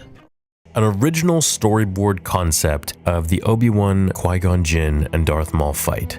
Now, there were a lot of moments, according to Nick Gillard, which I interviewed here on the channel just a few months ago, that a lot of the scenes during the fights were actually cut out due to pacing or whatever George intended. However, that doesn't just include the stuff that was filmed, it also includes stuff that was in the storyboards that could have potentially made it to the film. So here is one that was included in the Star Wars Archives book by Paul Duncan, episodes 1 to 3, 99 to 05. Now, I've also uncovered another book in my collection that I totally forgot about called Star Wars, the Prequel Trilogy Storyboards, or Star Wars Storyboards Prequel Trilogy. And in there's a ton of stuff that I'm going to get into. However, in today's video, we're going to cover something from the Star Wars Archives, and this is a storyboard from episode 1 at the very end, where Maul actually uses different moves to fight Qui-Gon Jinn, and a whole different scenario happens, which I personally feel like would have been much more exciting. However, it would have detracted from the 2 versus 1 battle. So here's what I mean by that. If we look at the storyboards here in full, and we read the write-up 2.430 to 431, Benton Jew's storyboards show alternative details and dynamics of the Darth Maul battle with Qui-Gon and Obi-Wan. Qui-Gon evades Darth Maul by leaping leaping over the pit and landing on a thin ledge. Maul uses the Force to make the ledge crumble, and as Qui-Gon jumps, Maul uses the Force to throw the Jedi into the pit. This is absolutely savage. Horrified, Obi-Wan takes on Maul and they battle, moving up to a higher level. Qui-Gon has survived by hanging on to a small outcropping, and when droids enter, the B-1 battle droids, Maul orders them to fire down on Qui-Gon. Imagine this scene, imagine this actually happening. This would have been so insanely intense. Obi-Wan then leaps into the droids to save his master. So he just jumps down, ignores Darth Maul, starts hacking away like crazy at all of these droids with his lightsaber. And you know, I'm a pretty big sucker for when it comes to lightsabers just slicing through things, especially droids. And I think this would have been a scene that would have been really pleasant to see, kind of like a ASMR, but for droids and lightsabers. Kind of just watching them all crumble away as Obi-Wan carves a path through them to get to Qui-Gon Jinn and to eliminate all the droids, maybe incorporating some Force powers and whatnot. Now, in my opinion, what saved Qui-Gon at the very end was his ability to transfer himself into the Force, which he hadn't completed his training. Now, he learned this from the Wills, and in the next video, maybe the next 2 or 3, there is an excerpt in this book, quite a long excerpt, on George's answer about the Wills. And the Wills were like these ancient deity godlike figures that really were above all and beyond Yoda and the Force and everything else. So I'm excited to actually go into that in depth with you guys, but as for this video, that is an alternate duel that would have happened with Qui-Gon Jinn, Darth Maul, and Obi-Wan Kenobi. So I want to know, what do you think? Do you wish that we maybe got to see this scene in the movie, or do you think that it really detracts from the overall focus that we had just on the 3 characters alone? And incorporating droids and stuff like that can get things kind of tricky, so it's possible that you may not like this, but I think it would have been pretty neat. You know, maybe even like as a deleted scene, I think it would be pretty fun to have seen this. One thing we didn't see too much of in the prequel trilogy, or at least with Darth Maul, of course, was his incorporation of the Force and his use of the Force. We only see that really once, when he uses the Force to throw the robot, the object, into the wall to access the panel so that the doors open. However, we don't really get to see him use it much beyond that, except for in the Clone Wars, you know, where he takes down a ship and all that, and his powers have really accentuated from the Phantom Menace. However, at this point, I think seeing him crumble a pathway with the Force is something that not a lot of us have seen in Star Wars before, at least in the movies. And this is always something that, you know, a little gripe that I had with Star Wars. I wish that they would have portrayed a little more of the Force powers that could have been kind of cool to see, you know, like crumbling the ground, the path before someone, or hurling objects and crushing them, or, you know, things that we see in The Force Unleashed, you know, taking stormtroopers and crushing them into a little ball, or taking a droid and crushing them, or taking, you know, objects or enemies or stormtroopers and incinerating them with a Force blast. I think incorporating different Force abilities besides the typical Force pull, push, choke, and electricity would have been pretty fun to see, and really opened up the whole world building of the Force and the Force abilities in general. Now, when it comes to Qui-Gon Jinn, we don't really see him use the Force all that much.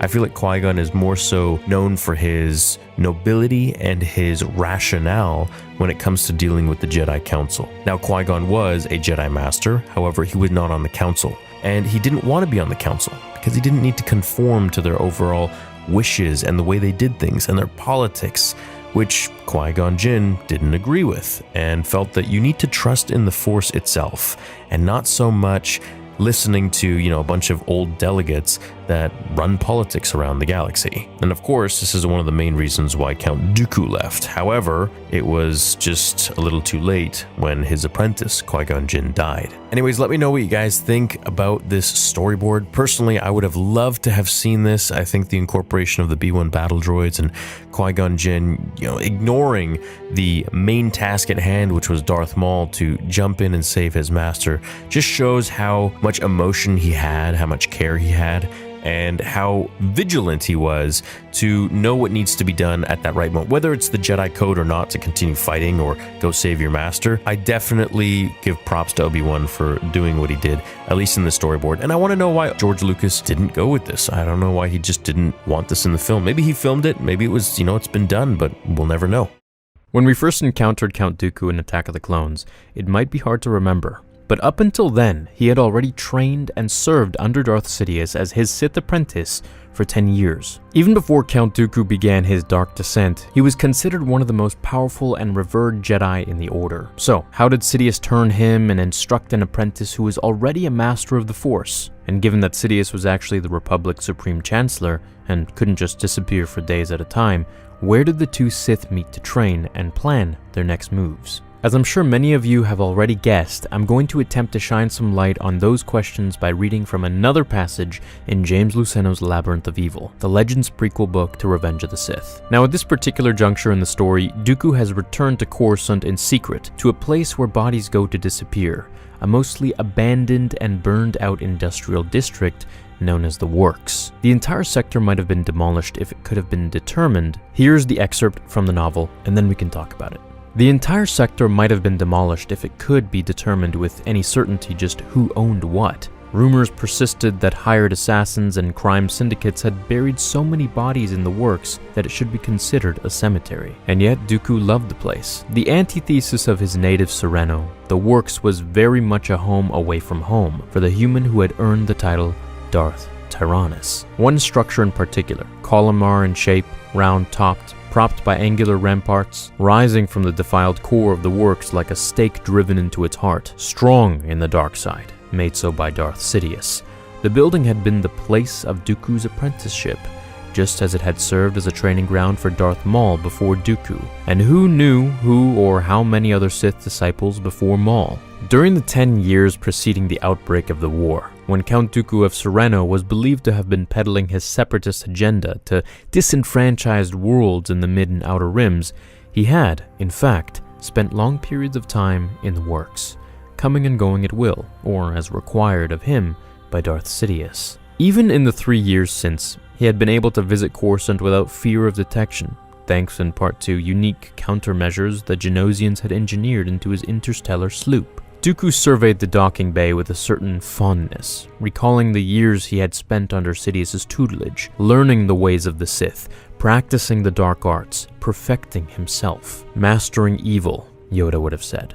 The problem was partly semantic, in that the Jedi Order had seen to it that the dark side of the Force had become equated with evil. But was shade more evil than stark sunlight? Recognizing that the dark side was on the ascendant, the Jedi, in service to the Force, should have known enough to embrace it, to ally themselves with it. After all, it was all a matter of balance, and if the preservation of balance required the dark side to be on top, then so be it. With Dooku, Sidious hadn't had to waste precious hours on lightsaber technique, nor on ridding Dooku of ill habits born of a lifetime spent in the Jedi Temple, for Dooku had long before rid himself of those. Instead, Sidious had focused on giving Dooku what had amounted to a crash course in tapping into the power of the dark side, a mere taste of which had proved intoxicating. Enough to convince Dooku that no course was left open to him but to abandon the Order, more that his entire life had been preparation for his apprenticeship to Sidious, that at long last he had found a true mentor. The Sith saw no need to take on only young disciples, though they often did. Sometimes the training went smoother with disciples who had lived long enough to grow disillusioned or angry or vengeful. The Jedi, by contrast, were shackled by compassion. Their penchant for showing mercy, for granting forgiveness, for heeding the dictates of conscience, prevented them from giving themselves over to the dark side, from becoming as a force of nature itself, paranormally strong and quick, capable of conjuring Sith lightning, of exteriorizing rage, all without the need for the magic hand passes the Jedi were so fond of employing. The Sith understood that the elitism and mobsterism of the Republic could be ended only by bringing the diverse beings of the galaxy under the control of a single hand. The galaxy could only be saved from itself by the imposition of order. What fools the Jedi were to not see it, blind to their own downfall, the coming of their end time. What fools. Now, it might be a bit harsh to call the Jedi fools, but I mean, well, maybe. Either way, he was right. They were blind to their downfall. They were definitely shackled by all of their rules, no compassion, no attachments, this and that. A downfall that began the moment he embraced the dark side, for Dooku, that is. And that's really all it had taken, a mere taste. It's all he needed to convince him to abandon the light and the Jedi. I wonder if the Sith could have been training their apprentices in the Works, right under the Jedi's noses for thousands of years. Maybe the Works' history with the Sith is even older than that, much older. But I'm curious who those other disciples that Sidious trained could have been, if there were any. Maybe him and Plagueis trained there. Did you know that Plagueis had 7 other potential apprentices throughout the galaxy? I've covered that in another video. What do you guys think of Dooku's view about the Force? That the dark side is a literal force of nature, and thus can't be any more evil or good than the light. Is the dark side really evil? Or is its power so intoxicating that it's the evil within its practitioners that causes evil things? Could there be, and herein lies the theory, who is so incorruptible that they can use the dark side for good? Also, was Dooku right? Could there be balance with the dark side on top? Why does it have to be the light? And if so, did Anakin bring the Force into balance? Twice. First to the dark, then to the light. I thought it was also interesting that Dooku received a crash course into the power of the dark side. Now, in many ways, that was the nature of how Luke Skywalker was trained too, in the light. A crash course to become a Jedi. If a being is sufficiently powerful enough in the Force, they can ascend through more unorthodox means, it seems. So it kind of makes me wonder just how powerful Dooku would have become if he had trained under Sidious from the very start.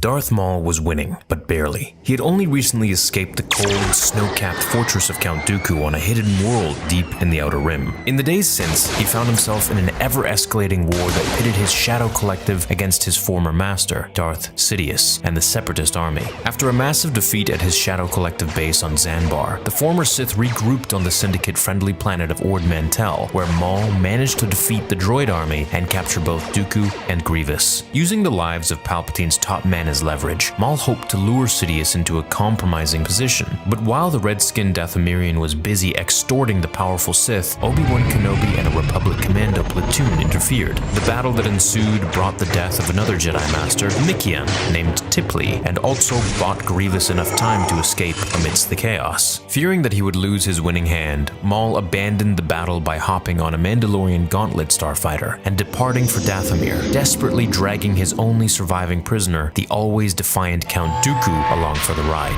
Black Sun and the Pikes joined your collective on the promise of greater profits, Maul. A green-skinned Black Sun liaison said as he beamed into the gauntlet's cockpit via holoprojector. Ever since his escape from Dooku's prison, Maul felt his sway over the members of his Shadow Collective slip further and further out of his grasp. Perhaps your plan isn't as sure as you say, the Pike faction offered a similar sentiment. The third figure in the meeting, a Beskar-adorned Mandalorian commando, didn't suffer the same doubts, and Maul was thankful for it. It seemed that only the Mandalorians trusted his leadership, and he knew if the other collective members would try to actually act upon their dissenting opinions, he could depend on the Death Watch to bring them back in line. His rage, always thrashing beneath the surface, manifested itself in Maul's next growling statement. Once Darth Sidious is dead, the galaxy will be ours for the taking. With a quick aside to his Mandalorian lieutenant, Maul turned the holoprojector off and brought himself to the matter at hand. He was going to Dathomir to meet the spirit of Mother Talzin, and he had a present for her. You're learning that seizing control is much easier than maintaining it, Dooku said after watching the pathetic interaction between Maul and his subordinates. The blinding lights of hyperspace streaked the exterior of the viewport with dazzling white ribbons, as Maul painfully rotated his mechanical legs to stare Dooku in his eyes. What would you know of control, Count? Less than a day ago, the pair had fought off the Jedi attack on Maul's secret Shadow Collective base together. Maul with his darksaber and Dooku with his own crimson blade was a sight to behold. Together, they defeated not only Master Tipley,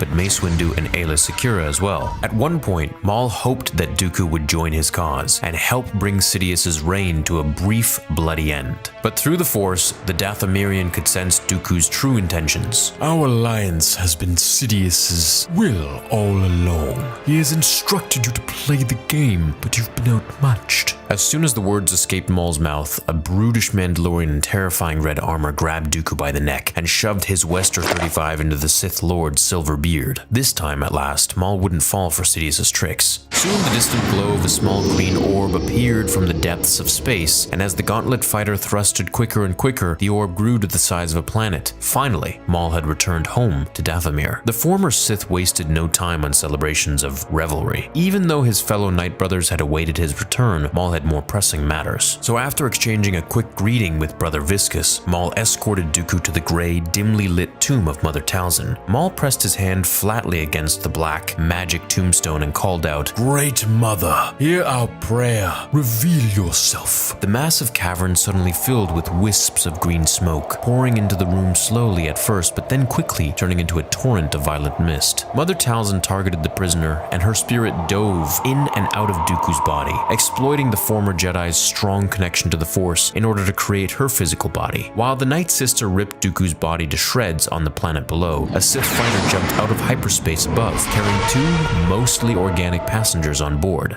What is your command? General Grievous asked, desperate to exact his revenge after his embarrassing defeat at the siege of Ord Mantel, where Maul had captured him. On a small silver chair in the cockpit, Chancellor Palpatine sat cloaked in a maroon gown, thinking over the many different twists and turns the upcoming duel with Maul could bring. Cloak this ship from view. They won't know we've arrived until it's much too late. Back on the planet, in Talzin's tomb, Brother Viscus and Maul stood over Dooku's writhing body as the white-haired warrior thrashed around in pain. Mother will be whole soon, Viscus said, but just before the ritual could come to an end, a massive explosion shook the room, carving a hole in the meter-thick wall of the chamber. Blood is about to spill. It was General Grievous, standing menacingly, his black cloak floating in the wind. The Separatist leader already held 2 lightsabers in his hands as he walked towards Maul. You're too late, General. Our plans are in motion, and they can't be stopped. In a flash, the black blade of the ancient Mandalorian warrior, Tar Vizsla, extended from Maul's grasp, the darksaber in full effect, preparing to meet Grievous. Hoping that the Force would favor him yet again, Maul was certain he could defeat the general in a one-on-one battle, until he saw someone he didn't expect. No matter how many times you fail,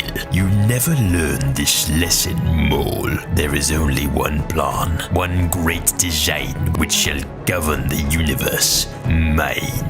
Sidious had already defeated his former apprentice once before, slaying the young Dathomirian's brother in the process. If they were to fight again, Maul had no doubt he would put all of his anger and rage into the battle, but even that would likely be insufficient. Sidious was just too powerful. As Maul thought over the sudden turn of events, his Mandalorian lieutenant was faring equally poorly on the other side of the galaxy. As Black Sun and Pikes continued to air their grievances, Separatist fleets had arrived at their home worlds, and the onslaught of B-2 droids was tearing their underworld armies apart. By the end of the day, the 2 syndicates would abandon Maul's collective. Mother Talzin's plan to kill Sidious and replace him was falling apart. Soon, perhaps it would all be over for them. Back on Dathomir in the Night Sister tomb, Palpatine walked forward with his red lightsaber extended. I come to end this farce once and for all. You come to your doom, old man. Suddenly, rising from the floor, the body of Count Dooku awkwardly lumbered to life, and burning green light inside of his eyes. Now, Sidious, you will pay for your betrayal. Mother Talzin had taken control. In unison, Talzin, with Dooku as her pawn, leapt into the battle alongside Maul.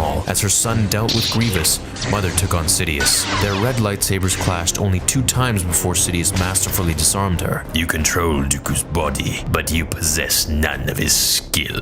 Palpatine warned before he reached back with his left arm and summoned a sizzling arc of Force lightning. Release my apprentice, haggard witch! The sound of thunder filled the tomb. Even Maul and Grievous, desperate to kill each other, briefly paused their fight to watch the masterful Sith unleash his true power. Enough! Talzin shouted through Dooku's body, siphoning off as much of the Force as she could. The ancient Night Sister used the last drop of Dooku's power to fabricate a true physical form for herself. I am whole. I am returned, she declared, tiny arcs of green lightning forming at her fingertips. How long I have waited for this, Talzin said, as she directed the current of electricity towards Palpatine. Yes, your rush to oblivion has nearly reached its end, the Sith answered back, matching her power with his own. As their separate streams of lightning forcefully met in the center of the room, Maul took the opportunity to force push General Grievous back through the wall of the tomb and down the mountain wall outside. The Dathomirian then quickly turned to his mother and placed one arm on her back, transferring his own force abilities to her. As her green lightning started to overtake Palpatine's blue strands of electricity, Count Dooku regained consciousness and weakly joined his master, casting a single hand's worth of lightning at Talzin. Although she was resurrected, the Night Sister was was not fully recovered. Perhaps if she had a few months to regain her strength, she would have defeated both Dooku and Palpatine. But now, after only a few seconds in her new body, the combined strength of Darth Sidious and Darth Tyrannus was proving too much. Fight, mother, fight! Maul urged her, but it was taking every ounce of her power to hold back the Force lightning. Casting her own green electrical powers in response was too tall of a task. Realizing that her plan to come back to life and take Sidious's place would never come true, Talzin looked at her son for the last time. Go, my son, she said, unable to hide her sorrow. We can escape together, Maul shouted, barely audible over the deafening thunder echoing off the stone walls. Run, she commanded again. She quickly threw her hand towards Maul and used her ancient gift of magic to throw him towards the descended ramp of a nearby gauntlet fighter. As a pair of Mandalorian warriors gripped their lord, dragging him towards the ship's inner rooms, Grievous walked around the side of the electrical storm, slowly trudging towards Talzin. Unable to move, Talzin helplessly watched as the cyborg stood before her, ignited a pair of lightsabers, and plunged them deep into her chest. In an instant, her new body created through an ancient magic technique had now disintegrated into dust. No! Maul screamed as the Mandalorians struggled to restrain him and keep him inside of the ship. After all this time, all of their planning, all of their work, Talzin was gone, and their desperate hope to replace Sidious was gone with it. Years before the start of the Clone Wars, and long before Qui-Gon Jinn discovered Anakin Skywalker in the deserts of Tatooine, Darth Maul found himself in a quite difficult situation. He wanted to kill a Jedi. More than almost anything else, he wanted to ignite his crimson lightsabers and test his mettle against the most famous knights in the Republic. But Sidious refused. Time and time again, the wise Sith Master had to remind his impatient apprentice to simply wait for the right moment to strike. Maul tried to quiet his murderous urges by hunting other equally dangerous beings. He once visited the jungle world of Tuan Kiti and trudged through the dense, mud-filled swamps in order to track a pack of Rathtars. But once he had sliced through each and everyone, Maul found that the hole in his soul remained. When the young Sith apprentice returned to Coruscant, he didn't immediately meet his master. Instead, he donned his black cloak, pulled his hood tightly over his head, and went to the city streets in search of Jedi to stalk. That's how he would often pass his time, waiting for the moment when Sidious would unleash him. But it wasn't something that the great Sith Lord approved of. When Maul finally went to meet his master, he was quickly scolded for his impatience. Your anxiousness, your timelines, concern me not in the slightest, Palpatine said, his two blue eyes emotionlessly gazing out from beneath his black hood. If you endanger my preparations and maneuvers again, it will not be a Jedi who casts you down. A threat. Palpatine, as he had told his young Dathomirian apprentice many times before, was more than willing to murder his own student if he ever interfered with his grand vision again. After all, Sidious was busy trying to bring the dream of the Sith to fruition. It had been nearly 1,000 years since Bane first initiated the Rule of Two, and the Dark Lords had avoided detection that entire time. They allowed the Republic to believe they were living in a golden age, and all of that would come crumbling down soon, but not before Palpatine had set every piece on the board, and he didn't need Maul to mess it up. I do, however, have a task for you, Palpatine whispered, as the two walked through the dark, metallic corridors of an abandoned factory in Coruscant's industrial district. Something to quench your bloodlust for the time being. Just what Maul wanted, another scrap of violence to try and keep him and his appetite for Jedi at bay. Palpatine found himself offering up these brutal missions more and more often as Maul's own hunger grew. On the distant worlds of the Kellic system, the Trade Federation attracted the attention of a group of pirates. Now, Nemoidian businessmen were being held captive, and the pirates hoped to win a heavy ransom.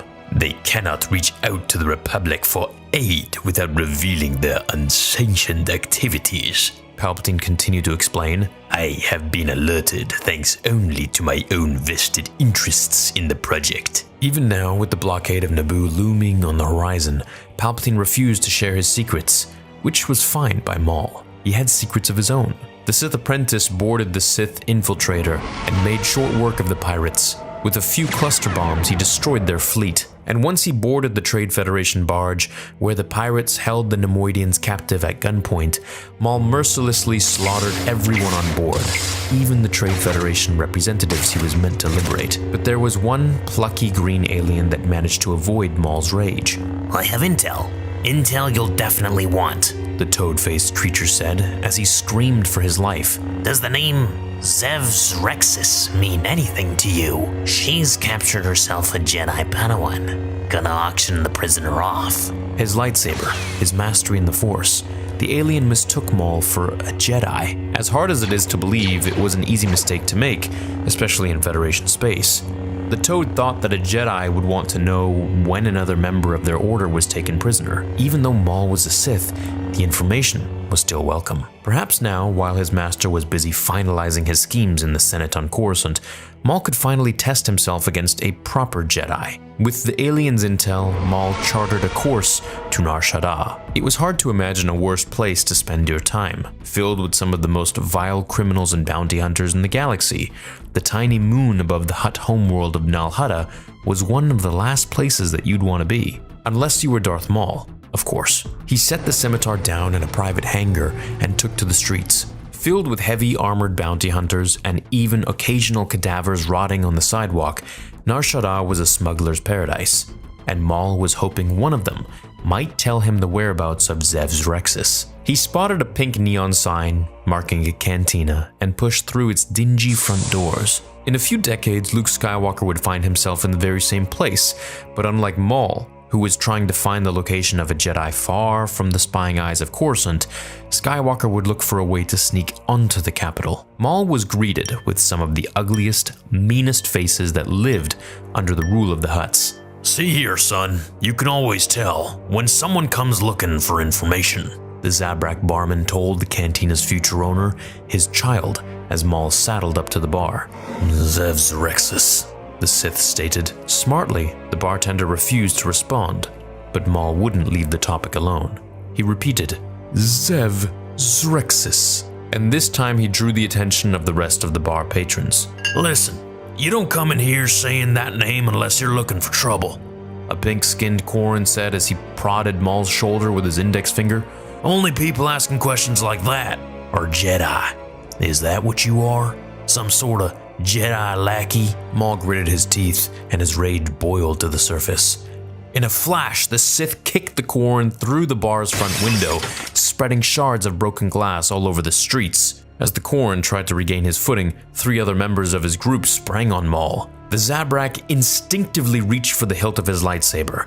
With 2 quick clicks of a button, he could ignite both ends of his weapon and slice through the thugs in no time. But that would draw too much attention. Attention Sidious forbade. Nar Shaddaa's residents weren't known for keeping secrets well, and he didn't want Sidious to discover his secret plan to kill the captive Jedi. So Maul decided to use his own fighting skills and his mastery of the ancient anti-Jedi martial art of Teras Kasi to take on his opponents. The throng of bar patrons formed a semicircle around Maul. A few Nautolans, an Ektochi, and other reptilian humanoids. One of the Nautolans struck first, but Maul quickly hit him back, using a bar stool as his weapon. With a few more quick hits, he subdued 3 more assailants. When the fight seemed almost over, the Corran climbed to his feet and delivered a devastating secret attack. He shot putrid black ink from his mouth, hitting Maul squarely in his eyes. "He's blinded!" the Corran triumphantly screamed. A reptilian thug with his hand firmly clenching a one-sided dagger joined the commotion. "Get him, boys! Bring him down!" a Nautolan yelled as he broke a quarterstaff over Maul's back. The Sith quickly fell to the ground, and as he lumbered over, a final strike from the hilt of a dagger broke his nose. Desperately trying to plug the stream of blood pouring out of his face, Maul struggled to keep himself from collapsing onto the streets. "That took the fight out of him," the Corran jeered as he withdrew a blaster. "Shoulda known better than to look old dirty Calgriz in the eye." As the Corran prepared to squeeze the trigger on his pistol, Maul sensed that the fight had gotten out of control. He was a Sith, one of only 2 in the galaxy. There was no way that a group of Nar Shaddaa drunks were going to be his undoing. Maul quickly reached into the Force and let his powers grab a dagger that had fallen to the floor. With a quick flick, he shot it at the Corran, stabbing the Mon Cala humanoid squarely in his chest. "He killed dirty Calgriz!" the Nautolan shouted. As he and the other thugs flinched, they had only a few seconds to figure out what to do. Would they keep fighting? or run away. Fry him where he stands! They chose to fight. The four men withdrew knives and blasters and started to walk Maul down. And they might have killed him, too. But three loud cracks, the unmistakable sound of an LL-30 blaster pistol, had something else to say on the matter. The men fell to the ground, with freshly seared blaster holes punched into their backs. Except for their fourth member, who had been killed with two throwing knives. As Maul gathered himself, he uncharacteristically offered his gratitude. "Thank you for the help," the Sith began. "Although you could have stepped in earlier." Standing on the opposite end of the street, a familiar Derosian stood with smoking pistols in either hand. It looked like you had matters well in hand. Cad Bane, the second best bounty hunter in the galaxy after Jango Fett, of course. In a few years following the Mandalorians' defeat in the first Battle of Geonosis, Cad's stock would rise considerably, with many considering him the heir to the title in Fett's absence, going on to even mentor Boba. I'd wager you could have gotten yourself out of that little jam, with or without my help, Bane continued.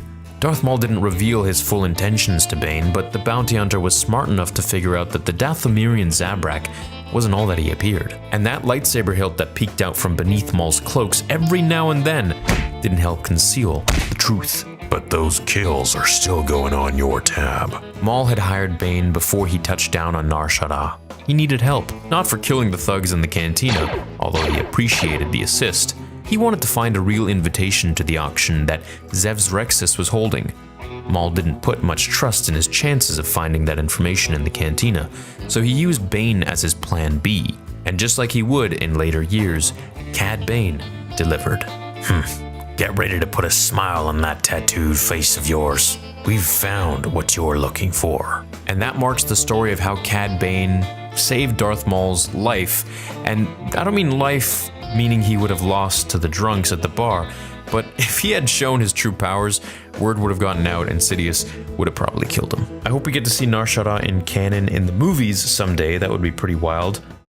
Born on the planet Dathomir, Maul was taken by Sidious as a small child and trained to be an assassin of the Sith under his very tutelage. Sidious's dark and disturbing teaching techniques are what caused Maul to grow as a hateful and callous creature who only answered to his master. Sidious was a master of all 7 forms of lightsaber combat, teaching Maul the basics of all forms but mastering him in the last 7th form, Juyo, the most aggressive, dominant, acrobatic, and difficult form there was. That said, he also mastered Maul in the form 6, Nieman, which is a combination of the 5 previous lightsaber forms. So in essence, Maul mastered almost all forms while using the 7th as his primary tool. Maul's name literally translates to hammer, which is exactly what he was in combat. He was so mentally tough that he is known to have withstood barrages of force lightning, ignoring the pain and paralyzation and still attacking his enemies. His hatred is what makes him stronger, and when you hate everything around you, including your master who turned against you, there is a resiliency to all things mortal, and in Maul's case, this was evident. Maul's physical condition was the best of any Sith known to the galaxy. This is where I get to my next point. Many undermine Maul because he doesn't harbor the same kinds of force powers that others use extrinsically. For example, we see the Jedi use their abilities to heal others and meditate on the future and their surroundings. Sith, like Sidious and Dooku, use Force Lightning, while Vader uses Force Choke, just to name one of his powers. However, Maul's force powers were harnessed within, in ways that we didn't directly see. Maul used his powers to enhance his body, such as his speed, acrobatic movements, and stamina, all while fighting 2 powerful Jedi simultaneously, and winning. Another way we see him use his force abilities was to enhance his mind, such as when he was cut in half by Obi-Wan Kenobi and is still alive today in Star Wars Rebels. The amount of pure hatred he can extend on not just killing the Jedi, as we hear him say in Episode 1, "At last we will reveal ourselves to the Jedi. At last we will have revenge," shows us that he isn't tainted by politics, power, relationships, or greed for that matter. He merely wanted his revenge on the Jedi, who had it coming for over 1,000 years, and to be the most loyal servant to his master, who he saw like a father. Maul was barbaric, in the sense that he liked to get right up close and personal with his enemy. This is one reason why he didn't use Force Lightning as much. He was more of a savage than to just attack from far. He liked to stare into the eyes of his enemy as he took their life from them. This is why he didn't focus his talents on learning typical force powers, as we see some other Sith do, although his telekinetic abilities were far beyond average. Maul has shattered doors, hurled people, uses the Force to induce a heart attack, levitated boulders, and manipulated a Republic ship in the Clone Wars, as we saw. He also had mastered Terras Cassi, which enabled a user to develop extreme speed and an aptitude for anticipating strikes. Many of the techniques and attacks of Terras Cassi were named after various animals around the galaxy, suggesting that practitioners of the martial art took inspiration from the way animals moved. To top all of this off, as if one blade wasn't enough, Maul wielded 2 blades, which he designed himself. In addition to all of this, Darth Maul was a genius at engineering. His skills in combining Force talents with mechanics called Meku Deru, Maul modified the protocol droid C-3PX into an assassin droid to guard his ship. Sidious gave Maul the funds and schematics he needed and provided his apprentice with a secret facility on Coruscant in which to work. There is where Maul constructed his signature speeder bike, Bloodfin, and the Dark Eye Seeker droids. In terms of midichlorians, sure, he didn't have the highest number, let's say, compared to Anakin, but neither did Obi-Wan. In fact, Obi-Wan was less attuned to the Force than almost all other Jedi. However, it was his ability to dial in and focus on practicing his skills that made him a master, and able to hold his defense long enough against Anakin in Episode 3. I think Maul was one of the most powerful Sith in Star Wars, not because of his pure-born talent with the Force, or his connection with it for that matter, but the way his brain was wired. He just would not stop. He would not quit, and he wouldn't take any other option other than being victorious, no matter how long it took or how many tries. The battle was over, and Maul had lost. No sooner had the former Sith escaped Count Dooku's frigid, cold prison than he was besieged by the droid army. In a few short minutes, General Grievous overwhelmed Maul's surviving Shadow Collective forces on the swamp-covered world of Zanbar, driving the former Sith from the planet. Maul should have been thankful. He barely escaped with his life, but he wasn't. He was bitter, ashamed, embarrassed. And in the moments that followed, he realized something. He had no idea what to do. After surviving his duel with Obi-Wan Kenobi over a decade prior, Maul had become one of the most powerful underworld lords in the galaxy. But with Sidious and Dooku chasing him from sector to sector, Maul hardly felt like the mighty lord of the Shadow Collective. But he had escaped, and that counted for something. A short while after jumping into hyperspace, Maul found himself sitting alone behind a circular blast door aboard the Gauntlet fighter, wondering what he should do next. I seek your guidance, he said as he focused his mind inward, reaching out with the Force. Do not fight me, my child. Become my vessel, a voice responded. Speak to me, my beloved son. Maul's body shivered, and a plume of green smoke climbed into the sky. It was a clear sign of the ancient magic of the Dathomirian Night Sisters. Soon, a body draped in a red cloak leaned out of the smoke. It was Mother Talzin. I have done as you wished. The power I amassed lured your enemy, Sidious. He captured me, but I escaped his grasp. Maul reported back. It was true. Sidious and Dooku had captured the Dathomirian and kept him locked away in a secret prison in one of the most remote planets in the galaxy. But Maul's Mandalorian commandos tracked him down. We must assume that he allowed you to break free, Talzin warned, her talon-like fingers bobbing up and down in the air as the recycled air of the Gauntlet fighter pushed the smoke around. With Sidious, nothing is ever as it seems. She was right. Maul, all too often, assumed his victories were his and his alone. The Dathomirian was a powerful Force user and a frightening lightsaber opponent, but neither of those skills played a role in his escape from the prison, and later from Grievous' surprise attack on Zanbar. It was all part of Darth Sidious's scheme. He wanted Maul to run free so that he could reach out to Mother Talzin and lure the dark side witch out of hiding. Sidious feared the Dathomirian Night Sister almost as much as he feared the power of the Jedi. She was the only being in the galaxy who could possibly rival his future claim as Emperor, and she needed to die. The problem was, Sidious had no idea where she was, and that's ultimately why the powerful Sith allowed Maul to live, to find out what hole that witch was hiding in. But Talzin was no fool. Sidious will expect you to retreat to my protection, she warned Maul. We will not do this. Lead your fleet to Ord Mantel. Your allies, Black Sun, have a stronghold there. Gather your strength and prepare yourself. Maul accepted her orders, but he wanted more. Showing a rarely seen vulnerable side, the former Sith softly asked,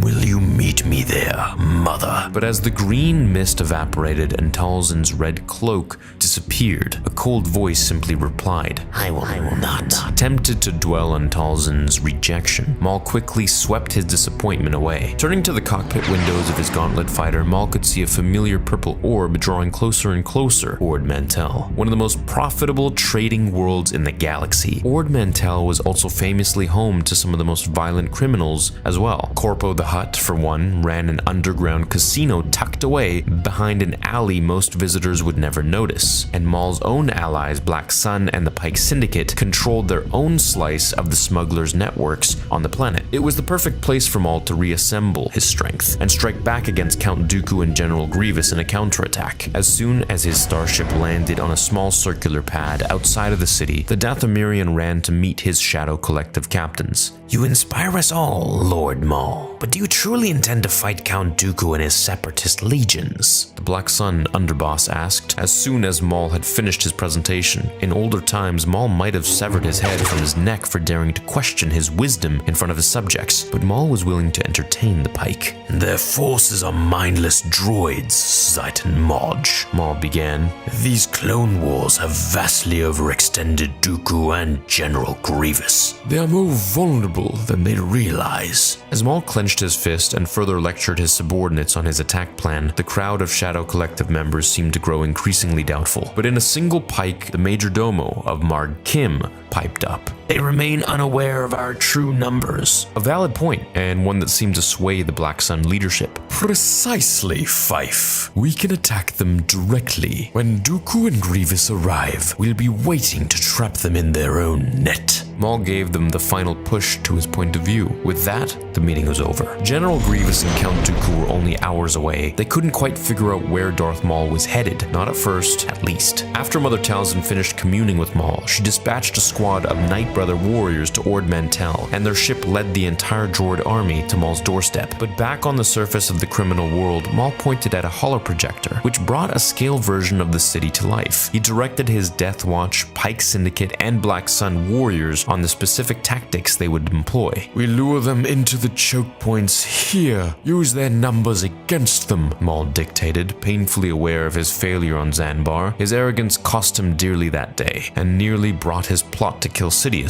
to an end. Maul swore that he wouldn't make the same mistake twice. This time, Dooku and Grievous assumed that they had the upper hand, and Maul would make them suffer for it. Light years away, General Grievous stood at the bridge of his command ship, the Invisible Hand. Watching the warped blue light swirl around him, the commander warmly anticipated the upcoming battle, hoping to bring an end to another one of the separatist enemies. When the dreadnought quickly lurched and jumped out of hyperspace, he took only a second to give the order. Fire! Grievous commanded, and all at once the droid fleet turned their massive turbo lasers at the surface of Ord Mantel and began pulverizing its cities. Grievous didn't care how many sentients he killed, how many innocents died and the fire rained down upon them. The Kalish cyborg was desperate to defeat Maul, and if thousands died in the process, well, that was acceptable. Once the city had been reduced to ruins, Grievous signaled his B-2 platoons to begin the ground invasion. Maul watched the troops descend to the surface in the safety of his own gauntlet fighter. Everything was proceeding as he had planned. With Grievous's army overcommitted to the world below, Maul took his Shadow Collective fleet and charged the Separatist flagship. The Separatists turned their turrets to fire against the Mandalorian starships, but disengaging from the orbital bombardment was a slow process, allowing Maul to break through.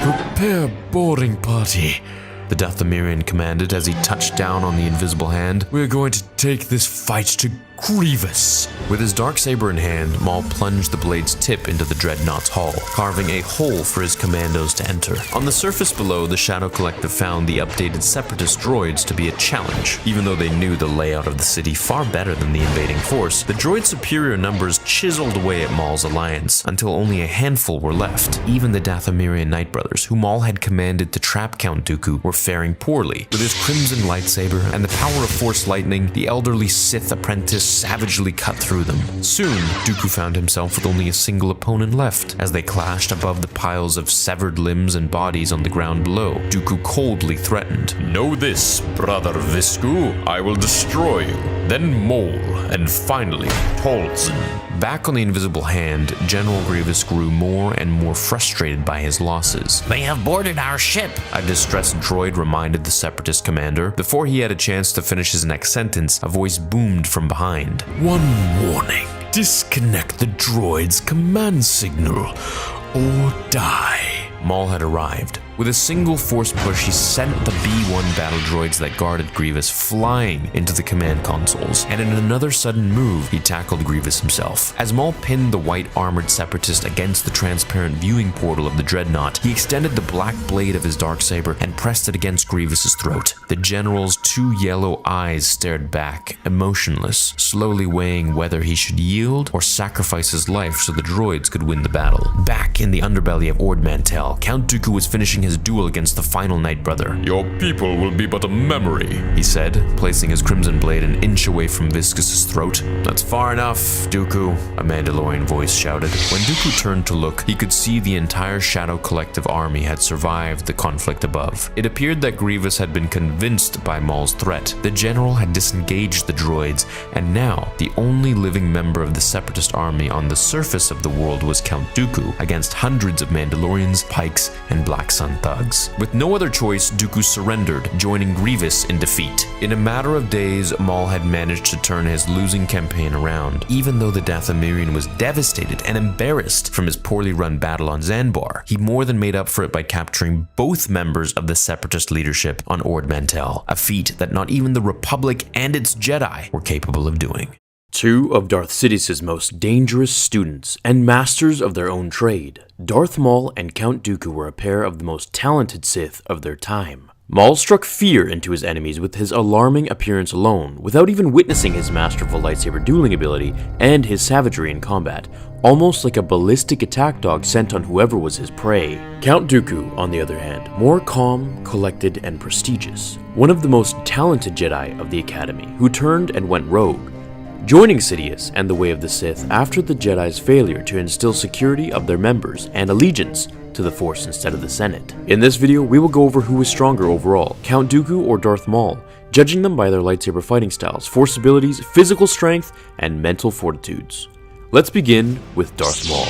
Born on the planet Dathomir, Maul was taken by Sidious as a small child and trained to be an assassin of the Sith under his very tutelage. Sidious's dark and disturbing teaching techniques are what caused Maul to grow as a hateful and callous creature who only answered to his master, who he saw somewhat like a father figure. Sidious was a master of all 7 forms of lightsaber combat, teaching Maul the basics of all forms but mastering him in the last and 7th form, Juyo, the most aggressive, dominant, acrobatic, and difficult form there was. Maul's name literally translates to hammer, which is exactly what he was in combat. He was so mentally tough that he is known to have withstood barrages of Force lightning, ignoring the pain and paralyzation and still attacking his enemies.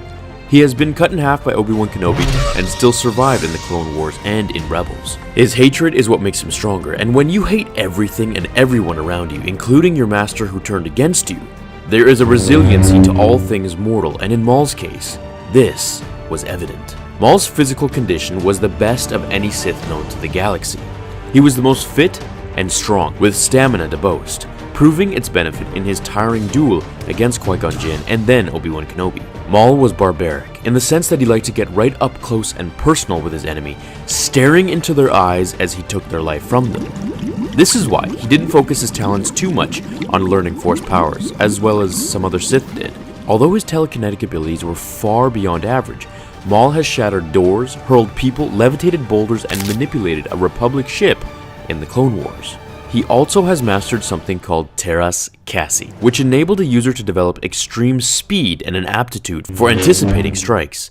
Many of the techniques and attacks of Teras Kasi were named after various animals around the galaxy, suggesting that practitioners of the martial art took inspiration from the way animals moved. To top this all off, as if one blade wasn't enough, Maul wielded 2 blades, which I'll highly recommend watching my Darth Maul's double-bladed lightsaber backstory video after this one. I'll have it pop up at the end of the video for you all. Now it's time to analyze the classy and underrated Count Dooku, or rather, Darth Tyrannus. I've been looking forward to this.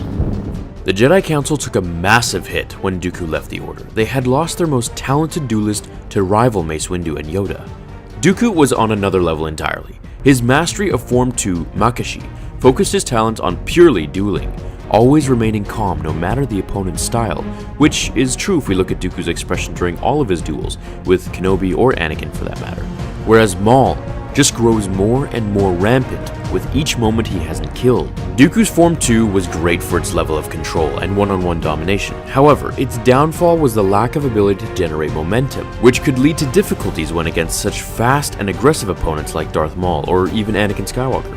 This is the reason he lost to Anakin, who used a Form 5 Damso, which proved to be too aggressive. The Count has easily lifted and hurled boulders, broken cranes, broken pathways, and easily collapsed bridges.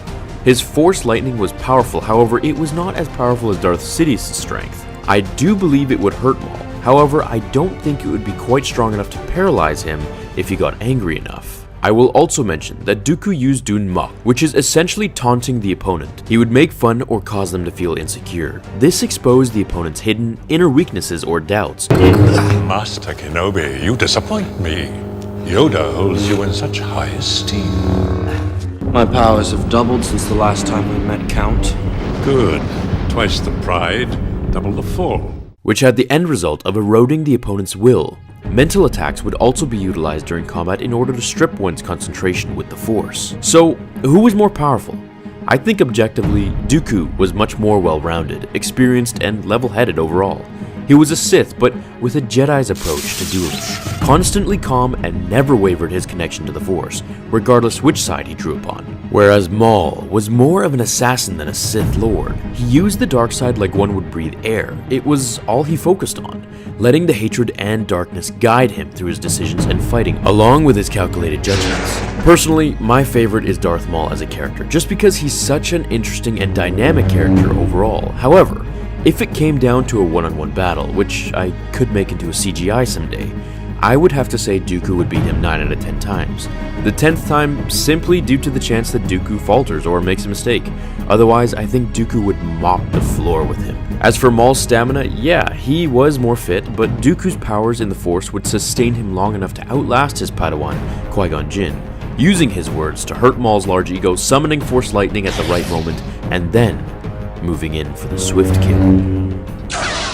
So in The Phantom Menace, we all know Maul was on his game during the final duel. He was killing it, and he killed Qui-Gon and then went on to defeat Obi-Wan. I say defeat because, he initially did, as he stood over him, toying with him, playing with the sparks, basking in his glory of defeating 2 Jedi at the same time. This was what Maul was training for his entire life with Palpatine, and he was staying in the shadows until he could be revealed, and that was this moment. However, it was his arrogance that led to his defeat, for if he did not, he'd have won. Today's story comes from the Darth Plagueis novel, and it takes place just after Maul toys with a slightly Force-sensitive leader of the Black Sun named Garen. He toyed with him so much that it left him with a cut to the hand, in which he obviously killed him after and reported to Sidious. Here's the scene of what Palpatine had to say to him and the lesson herein. The moment you allowed yourself to become distracted, the Black Sun leader cut open your hand. Maul remained silent. I hoped you thanked him before you killed him, Sidious went on. because he taught you a valuable lesson. When you face someone strong in the Force, you must remain focused, even when you're convinced that your opponent is incapacitated. Then is not the time to bask in the glory of your victory or draw out the moment. You must deliver a killing strike and be done with it. Reserve your self-praise for after the fact, or you will suffer more than a hand wound. The silence attenuated. I want you to leave Coruscant for the time being. Maul looked up in alarm. Take the infiltrator and your combat droids and return to your former home. There, train and meditate until I recall you. My lord, I beg you. Sidious held up his hands. Enough. You executed the mission well, and I am pleased. Now, learn from your mistake. Maul rose slowly, bowed his head once, and headed for the hangar. Watching him leave, Sidious examined the nature of his unease. Might he, in a similar situation, have given in to an urge to gloat and reveal his true identity? Had Plagueis done so before killing Varuna? Had he felt compelled to come out from behind his mask, to be honest? Or was Maul's revelation to Garen nothing more than a symptom of the dark side's growing impatience and its demand for full disclosure? So the main point of this video is to showcase that Palpatine knew, whether through his Force clairvoyance or just being his teacher in general, that if Maul continues to gloat over his beaten enemies, he will suffer more than just a hand wound, which is exactly what happened to him at the end. He gloated, he made some sparks, and let Obi-Wan harness his focus and powers to leap over Maul and surprise him. He froze, he didn't expect it, and he suffered his fate. If he had just thrown his lightsaber directly at Obi-Wan's head down the pit, learning from his master and what he had to teach him, then it would all be over. Maul would probably have taken Anakin, or Palpatine would have trained Anakin from the start. It'd have been pretty cool, different, but cool. So I want to make this little video about what happened to Darth Maul's lightsaber after The Phantom Menace. For me, when I was about, I think it was 9 years old when Episode 1 came out, it was seriously the coolest part of the film for me. Darth Maul was this new evil-looking character, and a double-bladed lightsaber is just something we haven't seen before, at least in the films. Now, for those of you who have seen the Clone Wars, this video probably isn't for you, as it explains it in the show a little more, but for those who haven't seen it, you might find this video interesting. So what exactly happened to his lightsaber after The Phantom Menace? We saw him fight Obi-Wan and get sliced in half due to his own arrogance, but what happened after that? Well, the answer is pretty simple, and for anyone who doesn't know, after getting cut in half, he fell to the core of the shaft, and along with him, his severed lightsaber. So remember when Obi-Wan cut it in half? Well, there was one half that wasn't usable, but the other half was still fine. So everyone in the Star Wars galaxy at that point thought he was dead. Palpatine, the Jedi, everyone. Through his hate and his will to survive, Maul used the Force to grab an air vent as he was tumbling down the reactor shaft. Despite the severity of his injuries, he made it to Lotho Minor by means of a garbage disposal ship on Naboo. Once ending up on the planet, Maul used the lightsaber that he had left with him to cut his way out of the garbage tube he had been sealed into, and used it to destroy a fire breather, which was this massive 35 or so meter droid which ate junk parts and incinerated them in his furnace for a belly. On a mission to recover his limbs through robotic means or to find new equipment, he put his lightsaber away in storage. Over the course of the next 12 years, Maul became obsessed with revenge against Obi-Wan and the Jedi, and he literally went clinically insane. If you guys haven't seen some of Sam Witwer's behind the scenes of Rebels or Clone Wars, you should check it out. He goes actually pretty crazy, just as Maul does. During the Clone Wars, Maul was reunited with his brother, Savage Opress, who was sent on a quest by Mother Talzin of the Night Sisters to find Maul. Still at this point, Maul was absolutely delirious and mental, like a raging bull. Once he met up with his brother, the two fought, and Savage was able to convince his brother that he wasn't an enemy. The two went back to Dathomir together, but not before collecting Maul's stored lightsaber from his dark and depressing cave before going to their homeworld. The rest of the story can be seen in the Clone Wars if you guys haven't seen it, which I'm sure many of you have, but this fills in the gaps for those who don't have time to watch the TV show. We all know how powerful and aggressive his fighting style was, but what about his Force powers? We see Kylo Ren is quite the opposite, with little dueling ability but very strong with the Force, able to stop rifle blasts which we've not seen before, all by Darth Vader with his gloves. Maul was a very powerful being, and I say this because he did not identify himself as a Sith Lord, rather as an assassin to the Jedi. We see him more as a vigilante to bring down all forces of nature after the Clone Wars, the Jedi and the Sith alike. His acrobatics, martial arts background, and unique double-bladed lightsaber are all things that we know, but I question, being the apprentice to the most powerful Sith Lord, did he learn to use the iconic Force lightning from his former master, Darth Sidious? If so, why have we not seen him use it before? I'll first note that Darth Plagueis in the expanded universe has said, "The only way to learn to use Force lightning is to have been hit by it at least once, and thus, through its pain, you will learn its power." We know Maul has been hit by Force lightning countless times, through battles with other Force users as well as through his master's teachings and torture techniques during Maul's childhood training. The fact is, he has been using Force lightning in some of the video games, which are unreliable and never canon, but nevertheless, he's been seen in some ways as using the ability. I'll also note that he has all the capabilities of using Force lightning as he kept both of his arms, allowing him to be a perfect bridge for the Force to travel through his body and out through his fingertips to his enemy's demise. We also know that his powers were far greater than the accomplished and deadly Night Sister Miguela, who was capable of summoning Force lightning at her will. So what was the reason Darth Maul did not use Force lightning? It's simply because he was very barbaric. He prefers to be up close and personal with his opponent, challenging them with his abilities as a duelist, his elite rage, and incomparable athletic dominance against his challenger. He is the Star Wars equivalent of an old-age samurai, but he does not believe in blaster weapons, guns of any sort, poison darts like bounty hunters, or killing the enemy any other way than watching the life drain from their eyes as he gets up close and personal, severing their limbs with his crimson ruby red lightsaber. He literally found this to feed his soul and ultimately strengthen him through the dark side even more. Whereas Vader was more of a get-the-job-done kind of tyrant, Maul was sadistic and actually enjoyed impaling, stabbing, and decapitating his enemies through his combat skill. He finds it only as the act of a coward to stand from far away and blast someone with lightning, rendering them immobile and paralyzed. So, with all his force abilities, anger, and power, why do we never see this at play? This is because we must take note to understand that not all things unseen are inexistent. With all of his techniques and speed, he harnesses the Force for other abilities, ones that aren't seen to the naked eye necessarily. He focuses the dark side to direct his will into being super fast, super strong, and evidently being able to see the moves of his enemy just before they happen, almost like a premonition. So in tune with the Force, he could feel the energy changes as they happened around him. Maul also, lest we forget, was trained to be an assassin, a ninja of the galaxy, hence his formation of the clan, the Dark Shadow.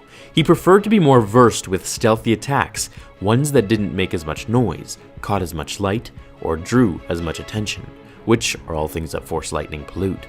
It doesn't mean that he never learned how to use the attack, it just means he didn't study enough past the point of learning the basics. While I do believe Maul was extremely powerful, able to harness his rage, making himself more powerful and pain-resistant with each attack, I don't think he was the most powerful Sith, as evidently he is still in the shadows for what we know. I do think, however, that given a sliver of a different outcome with the fight in Episode 1 against Kenobi, or if he wasn't ganged up on by the galaxy's most powerful Jedi and apprentice for that time, then I do without a doubt believe he would have risen to eventually overthrow the Emperor, as he was definitely one of the most cunning and witty Sith to ever live.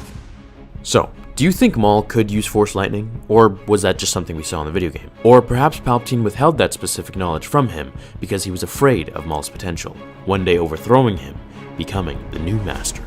For Darth Maul, every day spent in hiding felt like torture. The Sith apprentice wanted nothing more than to reveal himself to the Jedi, and to use the crimson dual blades of his lightsaber to slice through the entire order, but Palpatine forbid it. The senator from Naboo had a plan, and in order for it to come to fruition, every single twist and turn needed to be expertly choreographed. Otherwise, he'd end up just like the Sith who came before him, another failure who was ultimately defeated by the combined strength of the Jedi. But even though Palpatine explained their need to remain concealed time and time again, Maul struggled to abide by it. In order to distract himself from his own rage and his need to exterminate Jedi, Maul would regularly pit himself against some of the most dangerous dueling droids and assassin droids in the galaxy. This was all part of his Sith training, and Palpatine closely observed the results of each session. But for Maul, these moments were more than just hours spent owning his craft. This was the only way he could endure hiding. Once, just 6 months before the blockade of Naboo,